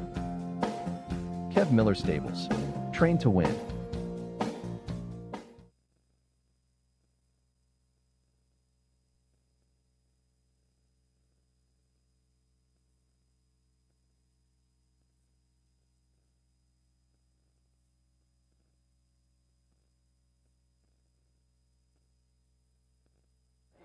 David, let's handicap this race real quick before they get started behind that. Sure, I threw Jacob up on the screen there. We'll go with ours. I went 1-5-3 in this race using Peekaboo Sal on top out of the Steve Cyril barn. The 5, Rumble in the Valley after Sterling Teepee down there, my second choice. And the 3, Dejoma with Jordan Patton for Boo Cavett to my third. It looks like Ralph went 1 on top 2, but he used a 2, Alluring as a second place choice, and he used the 4, TVS Cosmic as his third. Where are you guys at real quick? 2-1-5 for me. Alluring is my horse, and Lisa's picking the 5 on top. With that, we'll go to Ed. Another one for 250 and a third drawing for 500 after this race. Demolition Derby tonight. Downstate Classic harness races, 12 races tomorrow post time. 2 o'clock again.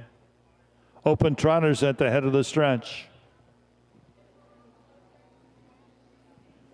Here they come.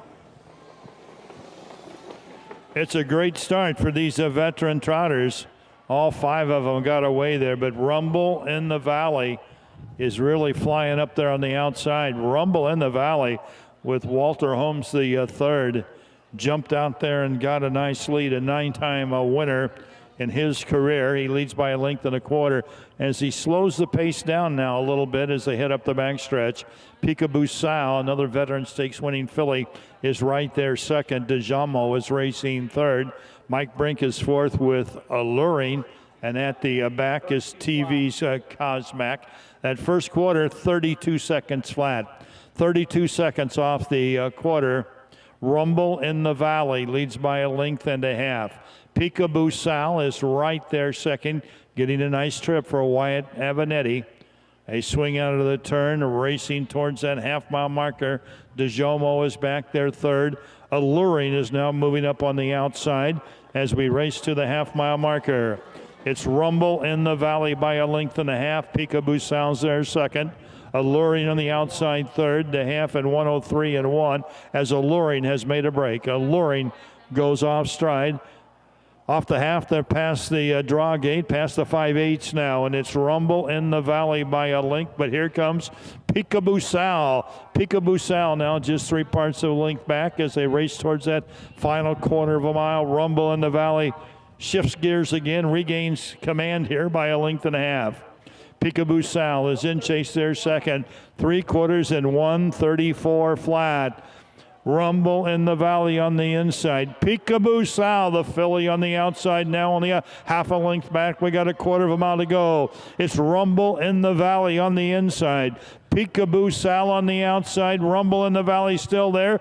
Peekaboo Sal coming on. Rumble in the Valley. Peekaboo Sal. Peekaboo Sal's going to win it for Wyatt Avanetti. Rumble in the Valley and DeJomo.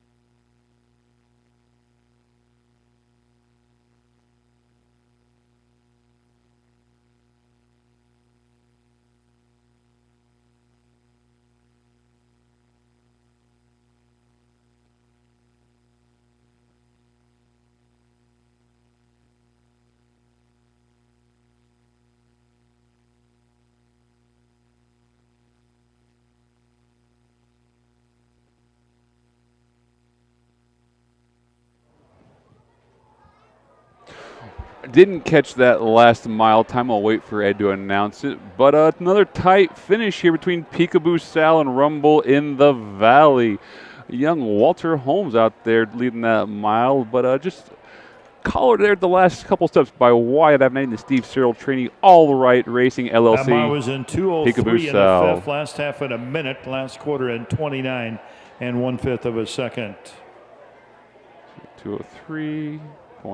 Big thank you to our fair queen, Hallie Sefton, our junior miss, Marley Cassing, our little miss, Lindy Croxton, and our little Mr. Lucas Shear. Let's give them a big hand, folks. They've done a great job, been with us all through these 10 races here today. Yeah, you can. So Tim Cyril, along with Judges are taking a look Michelle at something Monier. here. Cyril, going to hop down there, and they're about to join Peekaboo Sal here in Victory Lane. Peekaboo Sal is owned by Bill and Craig Wright's All Right Racing Limited of Morton, Illinois. Trained by veteran Steve Cyril. He's got a number of horses in here tomorrow for the Downstate Classic races. Driven by Wyatt Avenetti as Wyatt picks up another driving win. He's got more wins than any driver at the Illinois County Fairs this summer. Peekaboo Sal impressive here, 203-1 last quarter and 29 1/5 of a second. Here, David, winning you the can just go ahead and unplug that. Compare We won't need Financial it Trophy. Your local agent, of course, Josh Babb. Oh. Appreciate all our fine sponsors. I was going to have you Peekaboo unplug, Sal, but that's all right. Oh. 6-time winner. I can't hear anything when we're all. 36 starts. Yep. She's had made over 112,000. Going to change the ending at all, what we're looking at? Peekaboo Sal, I don't know. I don't think so. Steve Cyril, they win our nightcap in 203 1/5 of a second. Let's give them a big hand, folks. You'll see Wyatt in about every race tomorrow afternoon. I'm shutting down. Okay, David, we'll just pull Ed down. We'll go ahead and talk about the race. Sure. Another tight finish. We talked about it earlier. Peekaboo Sal holding off Rumble in the Valley. We're going to have a contest here in the Grandstand. They're giving away pick winners who they're drawing them for a $500 grand prize and two 250s. So the crowd's sticking around, but we can go ahead and talk about another good race. We want you to thank you for joining us today and welcome you to come back with us tomorrow at 2 p.m. for the Downstate Classic card here at the Brown County Fair in Mount Sterling. How'd the points end up? Looks like I'm on top. David, 87 points. Ralph, 77 because you trifected. That last race helped, yeah. That helped quite a bit there. I did not end up on the bottom. I ended up with 62 and Lisa with 56. And so that's how we finished up here. We'll be back on the air, as David says, tomorrow at 2 p.m. Then a couple of weeks off for us. Then we go to Morrison 2 weeks from today, actually. Yep. And then Pana, and that'll be the end of it for us after those 2 days in Pana. Normally we end here at Brown County, and Lisa and I are going, oh, yeah, we got some more racing to do. Luckily, we got a little break before we have to hit the road again. But, yeah, we added a couple to the late season card, and it'll be fun to go to them with a little different perspective after having closed out Brown County. But we want to thank you for joining along with us. Yeah, we'll see you in a couple weeks at Morrison, sounds like, right? All right, and we'll see you in the winner's circle. All right, Bye. thank you.